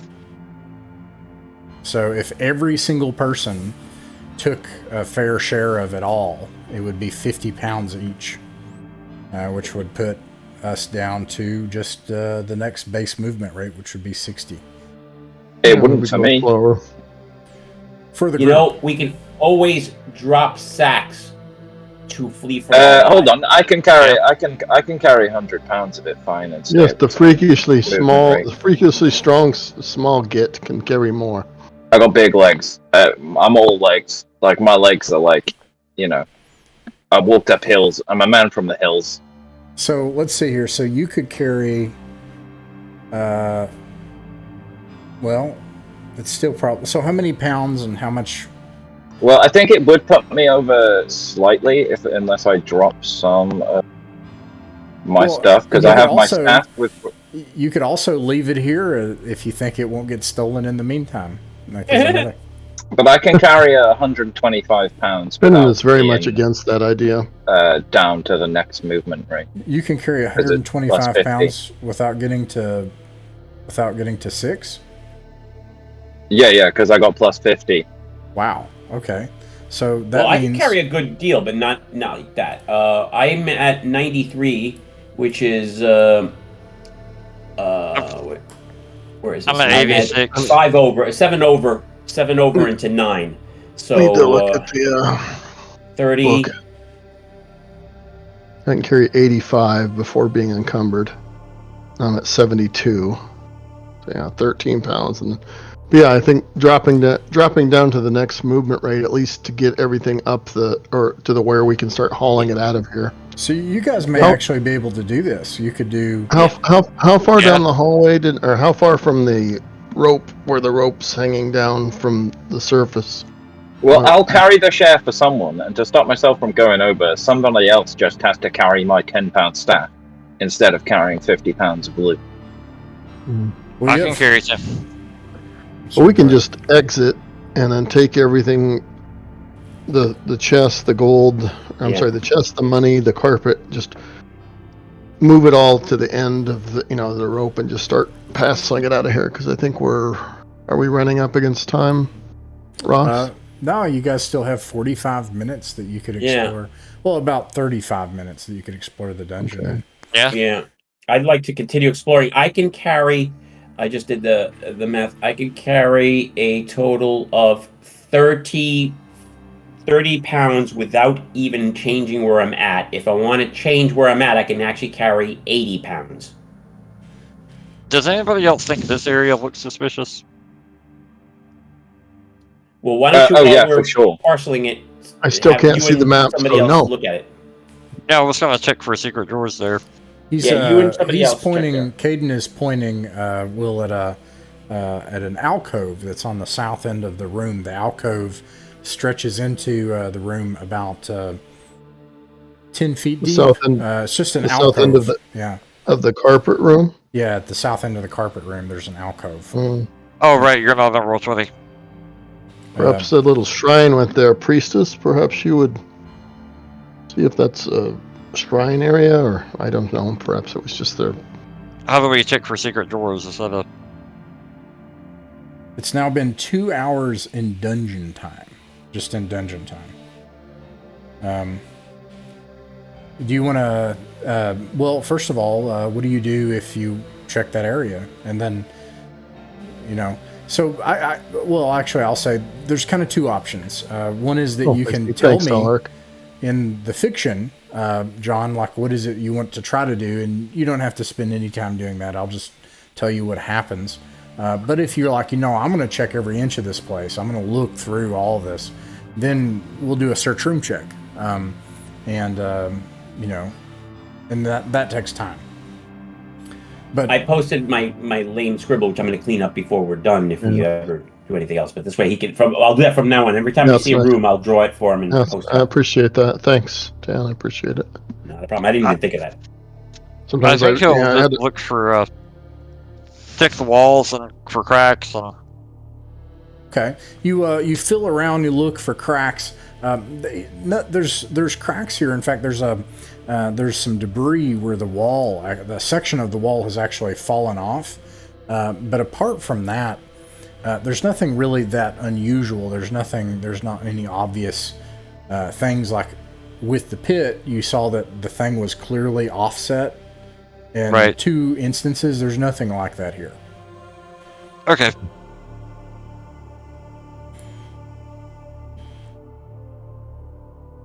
What's the next step, Caden? Now, with the treasure, what I'm hearing is, it sounds like, this is 428 pounds. I'm gonna say that unless someone can show me the math of the players, how this can be divvied up. So one person could carry 125. I heard 27. I heard 30, and you guys are still nowhere near being able to carry all this treasure. It's 400. What about the NPCs? Yeah, if you spread it out, 428 pounds among 8 people. I'll do the math real quick here. It's 50 pounds. I'm terrible at math. So. If I go at 6, I can go more than 80. I just put 80 for. Well, and that's the only question is, do we go to base movement rate 6? That's the question right now. We'll have to, because only one person can. Yeah, well, that's the thing. I think we want a captain. I think perhaps if we just wait until we're ready to leave and then, drag it along the floor or whatever we have to do to get it to where we start lifting it up. Almost like a mining operation where we just start tying the bags and having people up the top lifting up bags of treasure and then emptying them into the cart, hopefully. Were we able to get the cart near the top of this hill? I never heard... Somebody has a cart? Yes. Yeah, I have a hand cart. Oh. Yeah. I don't think... I'm trying to think... You would have taken a cart and brought it down like 25 feet of vertical. No. Outside. We're going to have to get it up. We're going to have to get everything out. Okay. It's just how close to the dungeon entrance could we get the cart, is the question. Right up to it. Yeah, sure. We Okay, want to cool. leave it at the dungeon entrance? Well, a little bit further away. We can cover it up. We covered it with bushes. Could that ranger that's not here. Okay.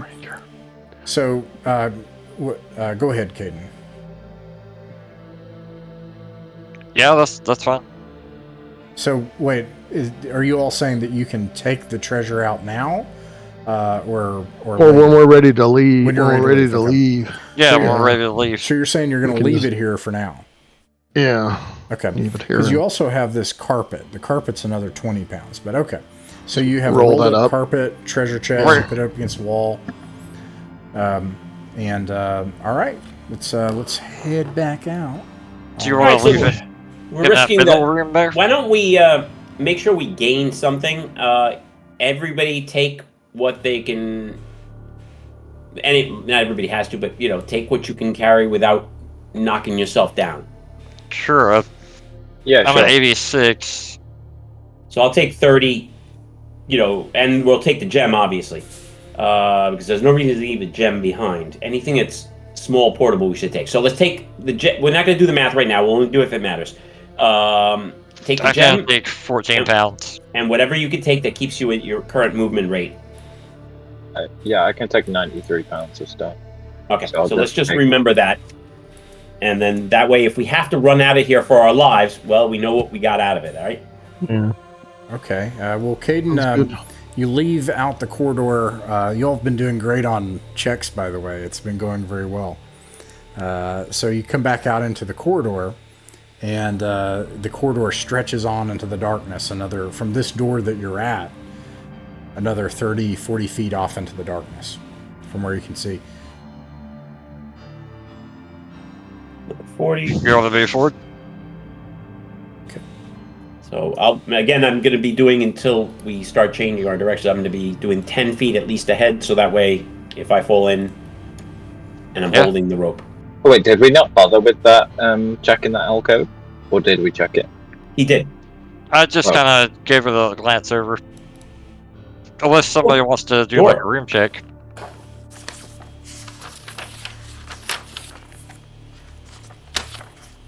I would have just tried fiddling with the sconce or something, but we've moved on.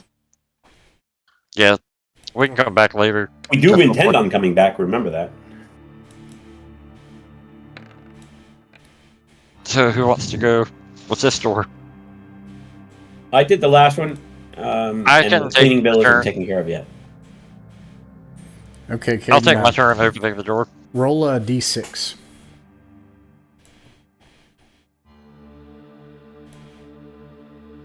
5. 5. Okay.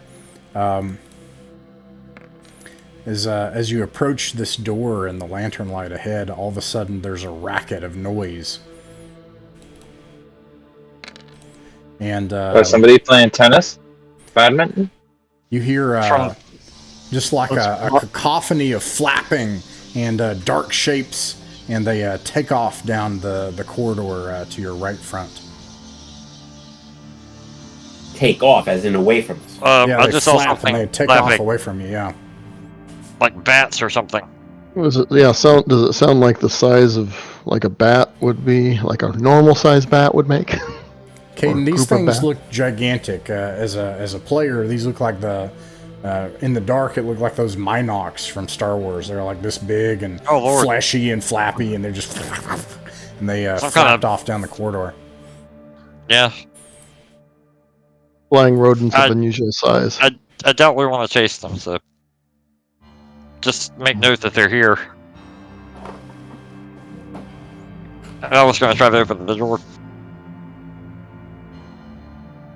Okay, it's the same. We type could of- dissuade them from coming back by leaving a torch there, but I don't know. We probably don't want to waste torches. Yeah, If it was a sconce, that's not a I bad don't idea. mind. I don't mind wasting a torch. Yeah. It's worthwhile. I'll bring Yeah, everyone. I brought 4 torches. I meant to get more, and I forgot. I've got a lot. We can take it and Uh, find the pin. Caden, there's when you come up here, there's kind of like this 90-degree turn. I included you asking to poke the corner, so I have Right. that noted, and the time to do that. So we're now on the 3rd hour of dungeon time. The next hour, the first lantern will go out. I think it's 4 hours, right? And then this corridor behind you goes on into the darkness to the edge of your lantern light when the lantern's brought up. When you open the door, there's another corridor that goes on in the other direction beyond it. And that's what you see from where you are. Oh, looks like we need to pick a direction. Let's see. There's more cobwebs in that room. In the door that's, I guess, the north. I can't tell which direction that is. So which way, John? Doorway that we just opened? Or where the flying big huge things of unusual size went? Probably the other direction. I don't think we. I like that. I like the way you're thinking. Yeah, go through the door. Okay. All right, let's do I'll get out an iron spike. How much clearance between the floor and the bottom of the door? Is your goal to try to jam the door so that something like that can't get through? Well, yeah. Kick it under there, but without. I don't want to make a huge racket, like pounding just it. Want to wedge it. Hammer. Just want to wedge it. Okay. Yeah, like a push wedge. By We don't having want the door to slam on us. No, it's to keep in case those flying things come at us from behind. Or somebody tries to, You find that you could probably wedge the door with the iron spike by sliding it against the stone slowly on its side and pushing it against the wall. I'll do that. So you used one iron spike. Okay. We got a lot of bright people today. Yeah. All right. Who's up front this time? I was going to press the button. I'm just saying, I was going to press the button. Button presser. Okay. I'll remember next time. See a button? Don't press it. Caden, are you staying in the front of the order of march? What could possibly go wrong? Yeah, I want to take the lantern as well. Okay. All right, so then I'll be behind him, but 10 feet behind him as he walks. Okay. Yep, I'll go 10 feet ahead. I agree, Alec. In this formation, someone might get hurt, but it's unlikely to be us. And I've got a rope that oh no, I guess Finn, wait, no, the midget's the strong, but still, for Finn, I can hold him. I have 14 strength. Who wants to take the door this time? The midget. We have a midget of freakishly strength. Yes, freakishly strong it's impressive. Midget. That's right. I did the last door. He's from Fantasy Wales, guys. There's a lot of hills. He's got calves for days. That's right. All right. With no quick volunteer, I'm going to do it because I want us to get a lot done in the last little bit. So I'm going to check the door for what way of opening it is and look at the knob to see if there's anything that is obviously seams or anything to make me worried. And then if nothing, I will turn. Okay, yeah, you don't see anything abnormal about the door from what you've described from looking at it. As if I could tell.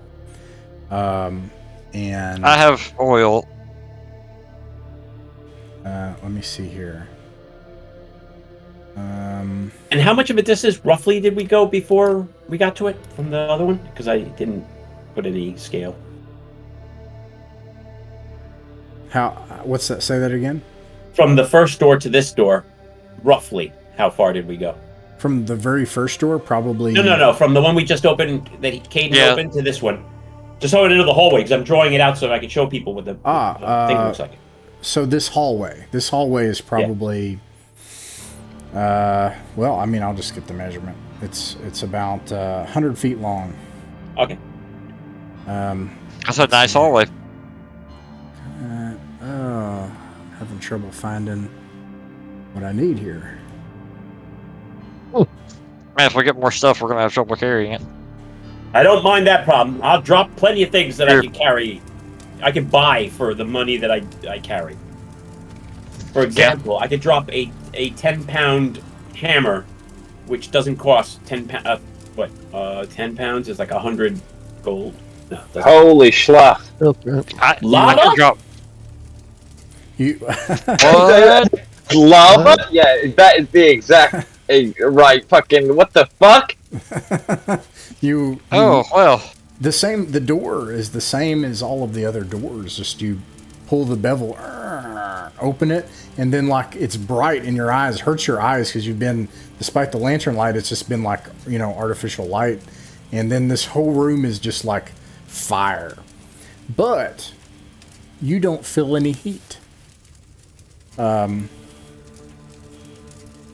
I have to figure this out really quick because it's real complicated. Oh. Give me a second, please. Yeah, that's no worries. Can we get some? Have you got an elevator music on this jukebox? That's what you I'm need. so sorry. Dun, dun, dun, dun. No, you don't have to apologize.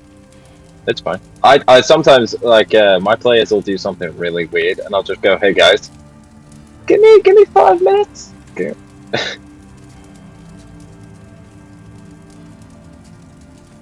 Oh, you didn't think we would get here.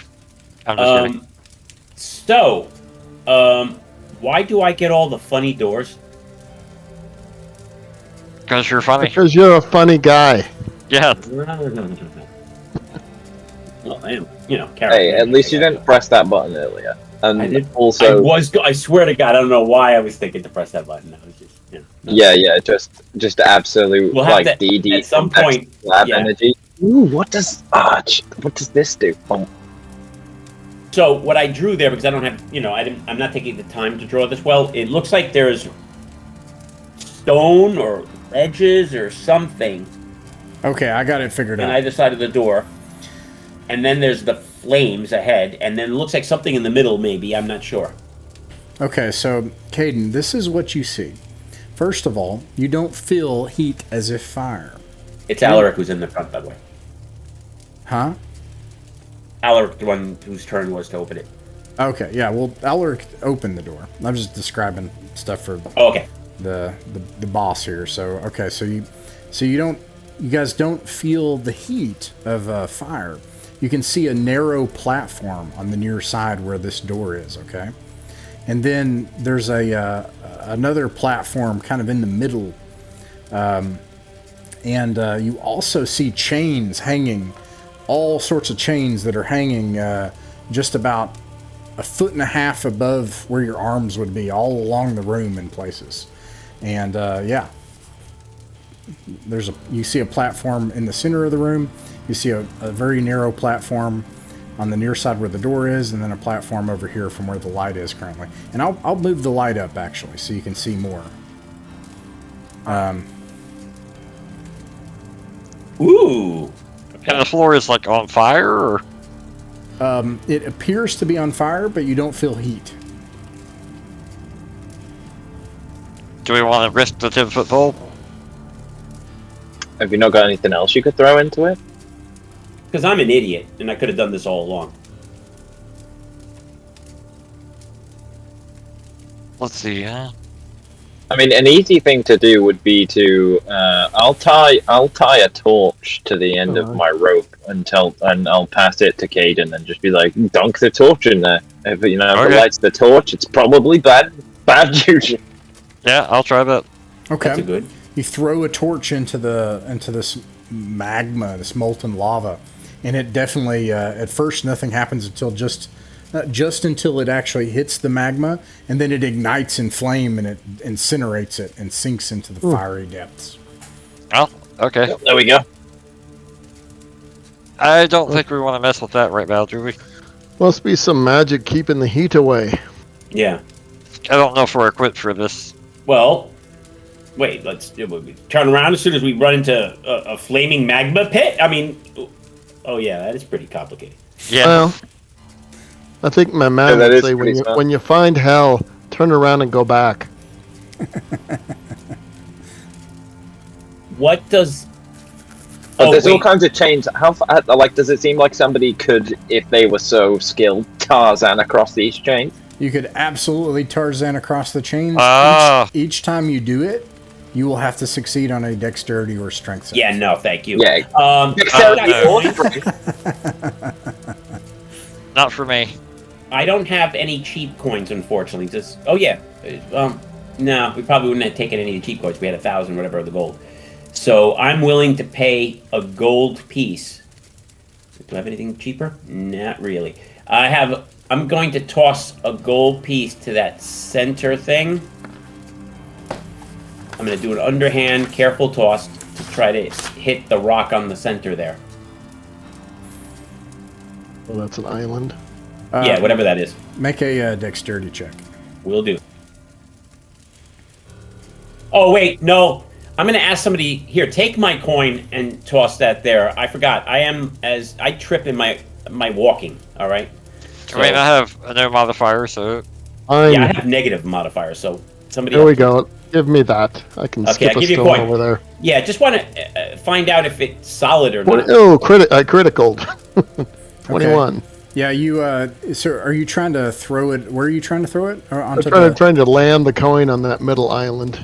Yeah, you easily do that, and it is solid, and it doesn't seem the coin seems fine. Okay. And then so we know it at least can support the weight of a coin. Good. Yep, and then you hear something else happens. Everybody roll a d6, please. Okay. It's the bats, isn't it? Huck, how much do you weigh by? 2. 2. You got a 2. Okay. 3. 3. Okay. All right, Caden, you hear this noise coming from behind you. Ooh, fighting Like their backs to the fire. Down the That's all. corridor. Sounds like those bats, right? Yes. Yeah, I hear. Bats. Sounds like those creatures are coming at us. I light the torches. Let me see if I've got one. I have a lantern. That's not helpful. But I have a tinderbox. I'll get out my tinderbox. Light the torches. Keep them back. Are they like? Are they staying out of the light? Yeah, so when you all turn around and you light the torches and lantern, and your light casts down the corridor a good 60 feet into the darkness, you just see darkness at the other end. And you hear this flapping, this desperate screeching and flapping somewhere off in the darkness. Oh, maybe your wedge thing is annoying them. That could be. I didn't try this other thing. Let me take my hammer. Well, the heaviest thing I have is, well, I guess, yeah, the hammer. I'm not going to risk too much else. I'm going to try to hit the that ledge with my hammer while holding it. Why bother dropping it? I'm going to hit that ledge. Not like trying to break it off, but like like what I would expect hitting stone would make a thump. The ledge is reliable, solid, and real. Okay. So it's basically like the floor.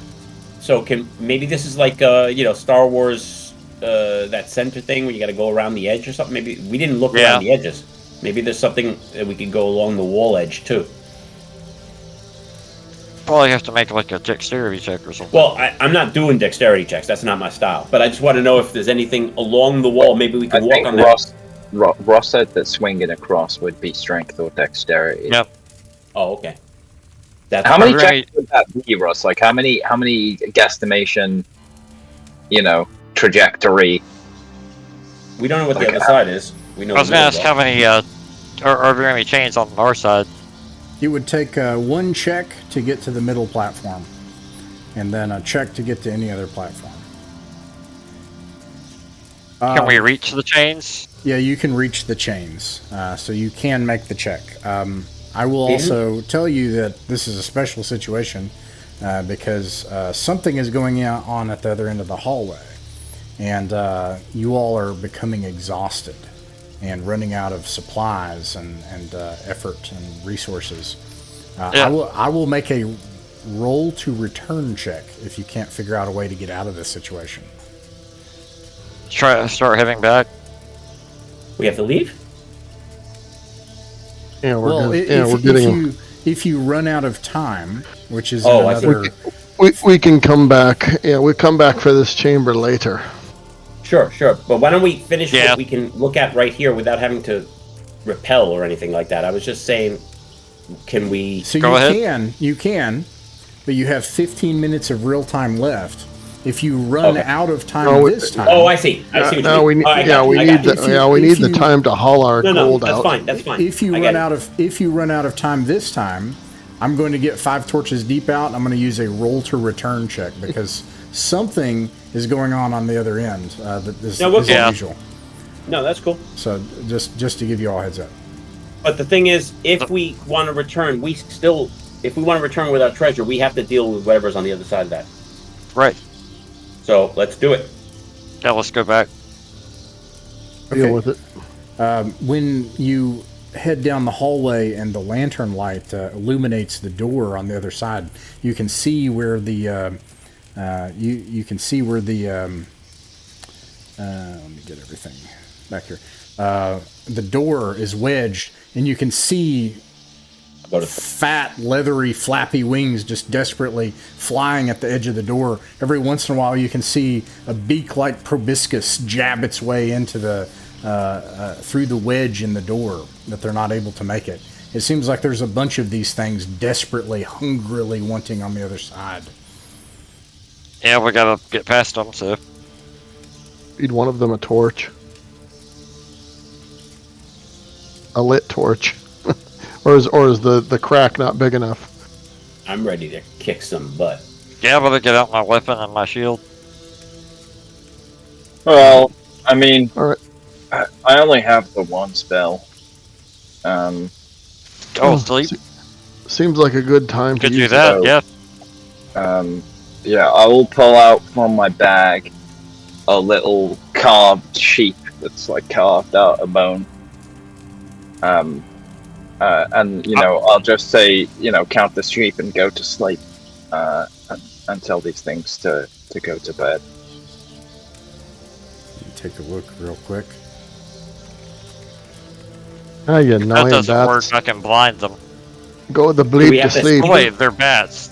Do we have to see them because they're beyond the other side of the door?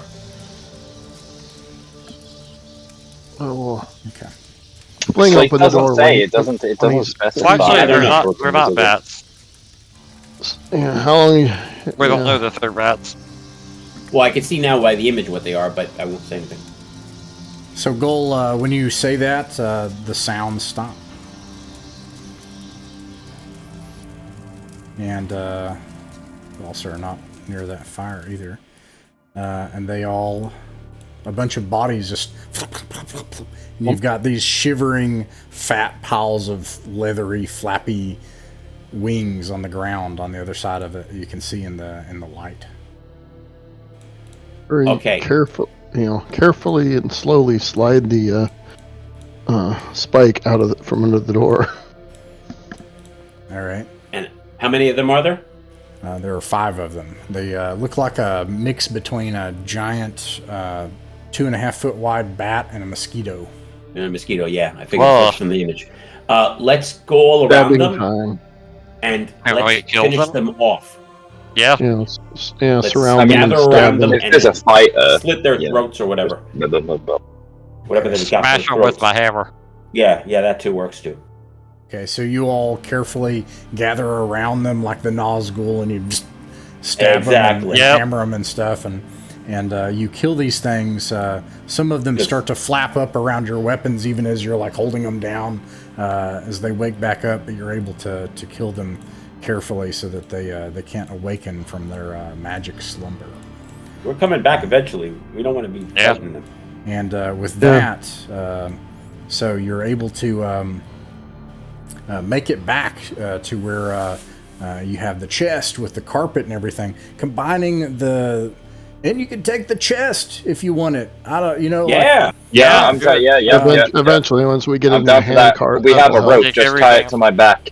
I'm taking it. Everything that's not nailed down. Yeah, you take the chest and the coins And the Sturgis. You take the Sturgis? All right. Yeah, that Yeah. weirdo loves these weird animals. Yeah. Okay. Who does? There's a weirdo in town that loves weird animals. Okay. Yeah, I'll look at the like some weird shit. The proboscis on these things. They have a long nose. Oh yeah, it's you mentioned trying to hand it a torch, and you would have been in danger of this long needle-like beak-like proboscis at the end of their face. They're probably poking around the door. Yeah. Huh, interesting. Anyways, you take all that stuff, including the carpet, and you journey back to Zelkor's Ferry. It takes you another couple of days or so to make it back, so that means that now...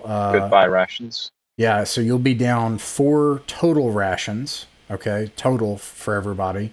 The hirelings have their own food, because they're hirelings, they're not level 0s or mercenaries. And you also So don't let me forget, anyone that's playing next week, that you should only have to pay for 3 days. Okay. Yeah. Unless somebody left stuff. If you left stuff and kept a room at an outbuilding, then you'll have also paid for the 4 days that you've been gone, 4 gold pieces. All right, and that's let's see. Yeah, I'm sorry, Ross. I'm always leaving things, so I always have to pay Yeah, the full. I'm always leaving my gold, Yeah. Sorry about that. so I have to pay the full. Okay. Yeah, getting a house is definitely. I always think that's like. And by the way, there's tenements now, so you could get a cheap wooden house for half price because you don't have to construct it. But we'll talk about that later. For now, there's kind of some business here. You've got a carpet and a gemstone to liquidate if you want to already have that worked out, and you have 5 dead gross stingbat. How long are the proboscis? I think they're probably like this long. They're like 2.5 feet or 3 feet. Grossly inhuman. Looking at they're hollow, I presume. I kind of imagine it like this mixture of like a beak-like thing, and then like at the end is the, you can see it's this jagged thing that, I'm just wondering can we basically cut them carefully so that we can use them as basically you can hide underwater using it as like a reed to breathe through. I'll say that would require a specialist, and then if you could hire a specialist, you could do that. I'll bring up the idea to see if there's anybody in this place that could do that. Zelkor's Ferry is the settlement. Yep. Yeah. See if someone could do that. It might come in useful. I mean, I don't know. It's, not to me. I'm an honest person, but in case there was some of you that are not so honest, it would be useful if you need to hide. You can hang on to... It reminds me, I should tell me brother Seamus about this place. He's good with locks. You can hang on to a couple of the proboscis. That's all right, plural. If you'd like. We'll talk about that in chat later. If you want to liquidate the carpet and the gem, then whoever wants to do it can make a charisma save. I've got 15. Yeah. That's the highest. Venom's is just 10. You can do it if you have the highest charisma, then. That's what I'm asking. So I have 15. It's plus 1. I think you I have 7. Venom has 10, but he acts like he has 17. So yeah. Okay. Whoever wants to roll that, you can. Do we want to liquidate the gem as well? Oh, nice. No, I rolled 20. I didn't type it right. Oh. Yeah, you did that wrong. 15. And that's plus 1, so. Okay. Yeah, do you want to keep the gem in like a... If you keep a party pool, once I put it out in the wild, I don't keep track of it. So it's up to you guys to keep track of your treasures and stuff like that. We never did the roll on the other gems, so we might as well just... we itemized it, but nobody ever did the roll thing. I think it's going to be tricky with all the changing parties and stuff like that. I think we just have to deal with Just probably liquidate it. Yeah. Okay. With the I gem, like the idea of keeping gems, but we're not paying attention to it. With the gem and the carpet and a roll of 15, you get 280 gold pieces. How about the chest? You want to sell the chest as well?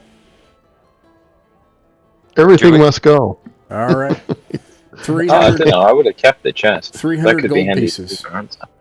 Wow. That's a very nice chest. For everything. Oh, another 20 for us. Doesn't count toward XP, but you'll get 300 gold pieces, which I do divvy up, and I'll put that in the session results at the end. Okay.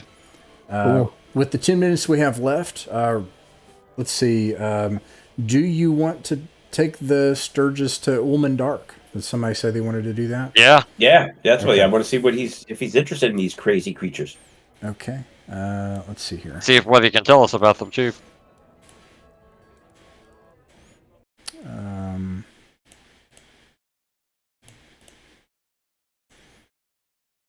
You approach a hut on the edge of the water.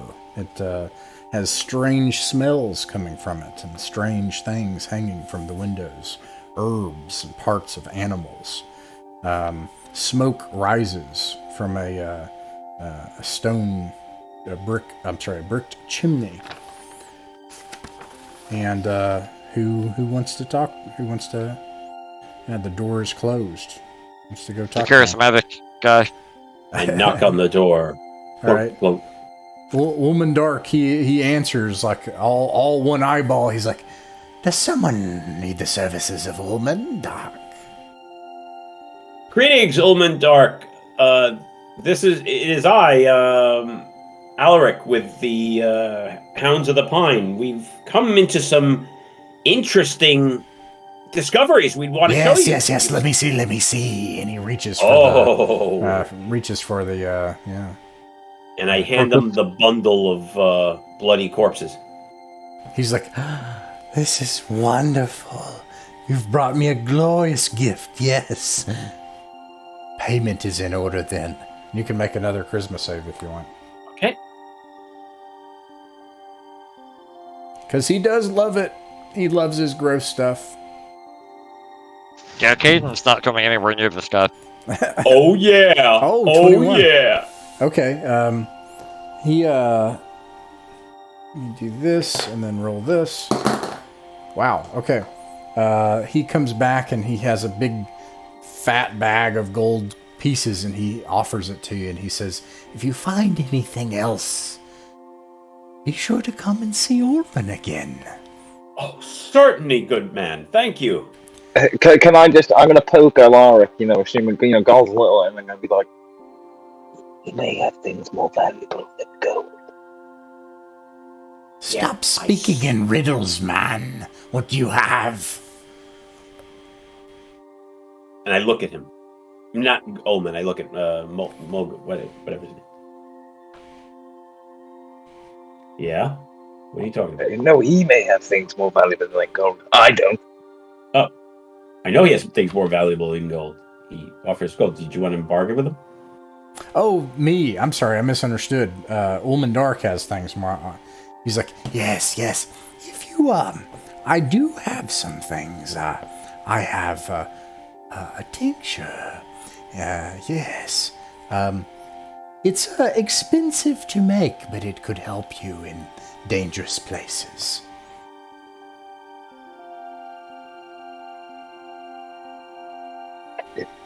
In what way?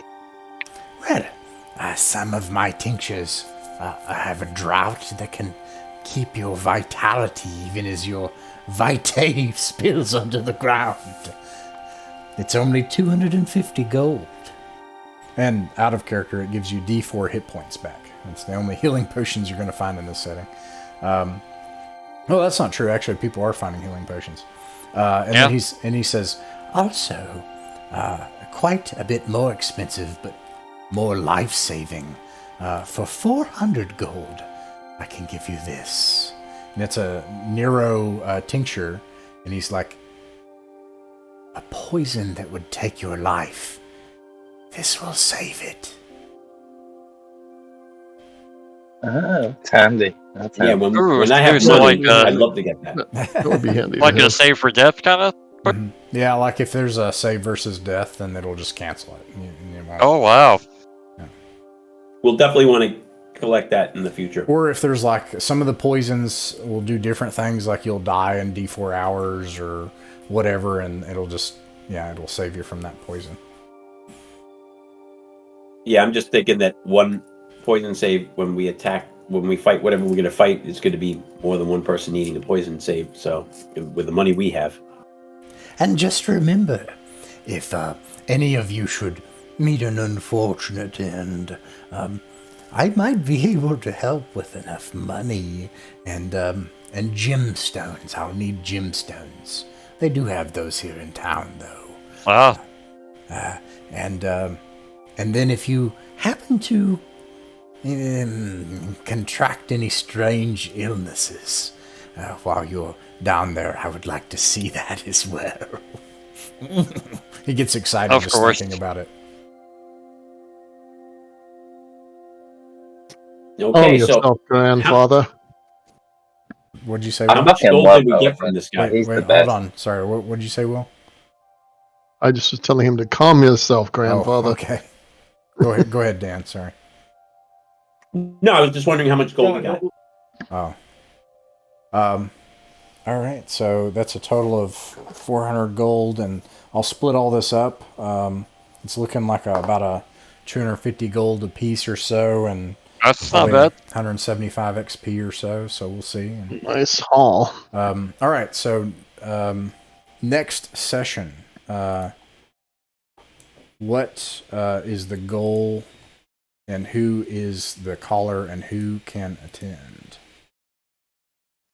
I think Jay was supposed to be the caller. Wait, well, Yeah, he could do that. It was so Richard. it was him. Yeah, good point. Yeah, and then what do you all want to continue to explore that level, or do you want to go back to the next level? And you all, not all of you, but two of your characters here, and of course the other two, you also know of another level, a different one. And then of course you could just do something else entirely. What's the goal for the next session?